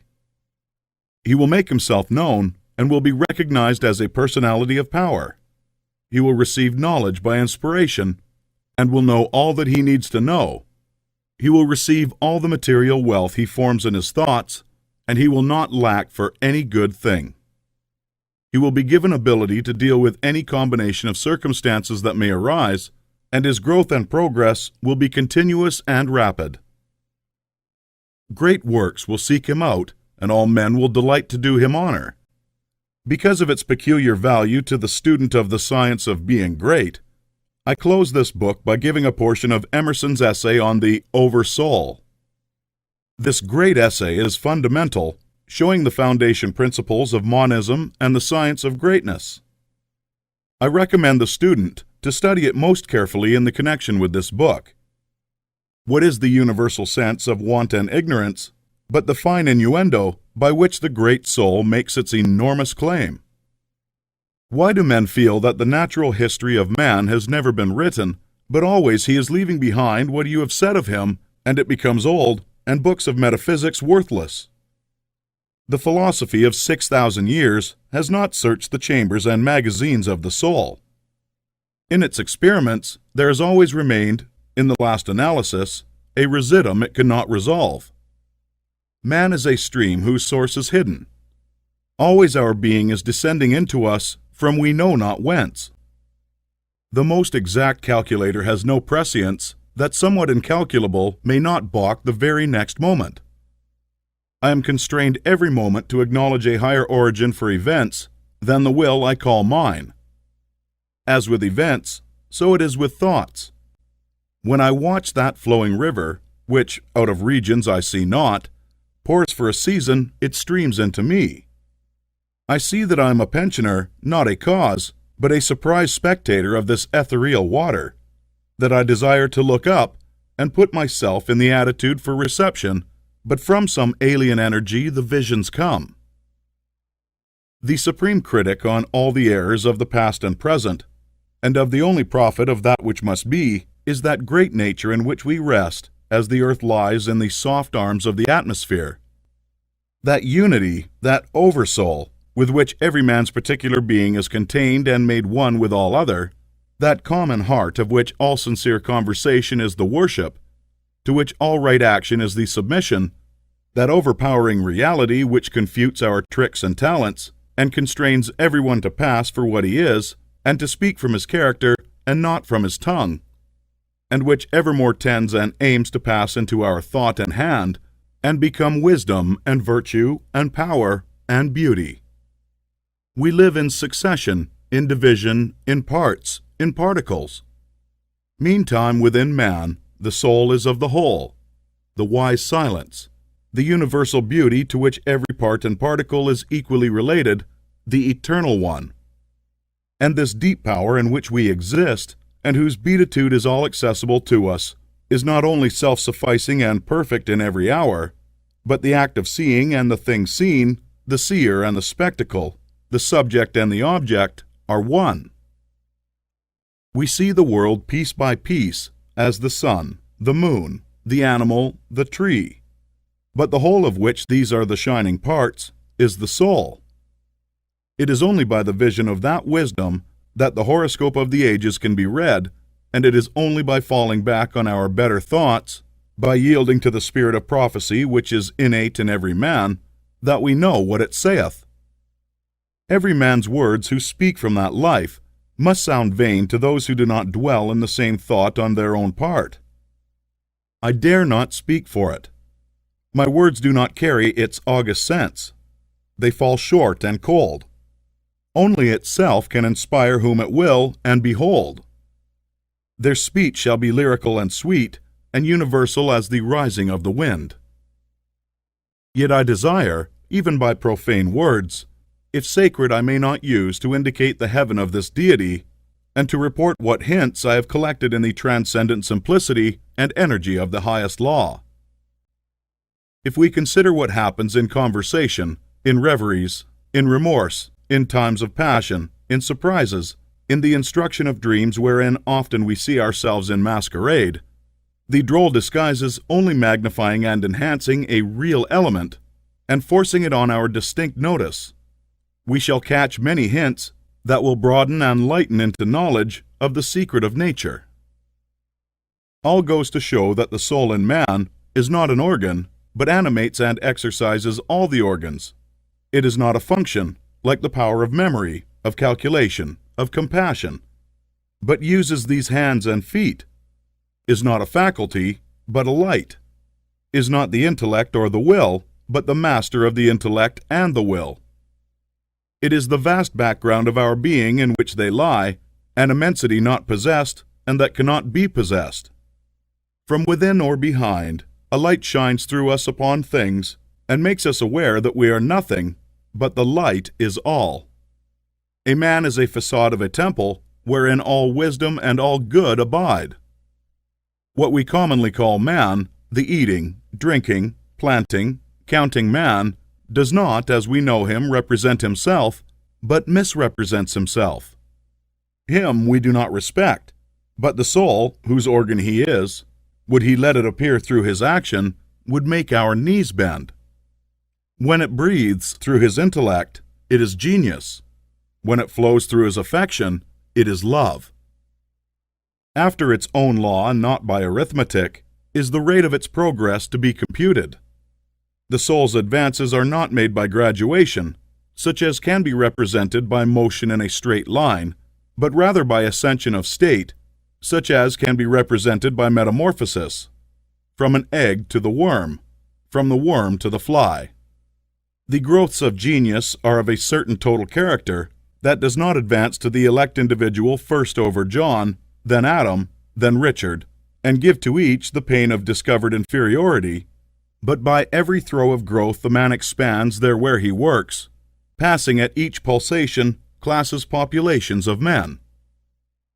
With each divine impulse, the mind rends the thin rinds of visible and finite, and comes out into eternity, and inspires and expires its air.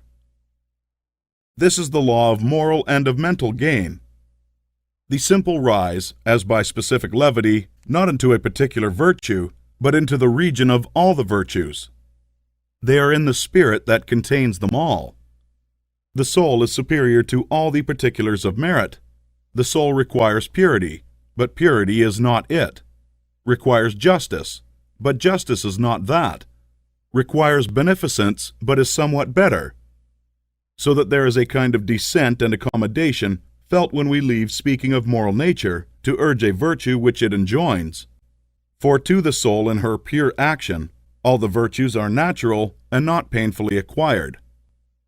Speak to his heart, and the man becomes suddenly virtuous. Within the same sentiment is the germ of intellectual growth, which obeys the same law. Those who are capable of humility, of justice, of love, of aspiration, are already on a platform that commands the sciences and arts, speech and poetry, action and grace. For whoso dwells in this mortal beatitude does already anticipate those special powers which men prize so highly, just as love does justice to all the gifts of the object beloved. The lover has no talent, no skill which passes for quite nothing with his enamored maiden, however little she may possess of related faculty.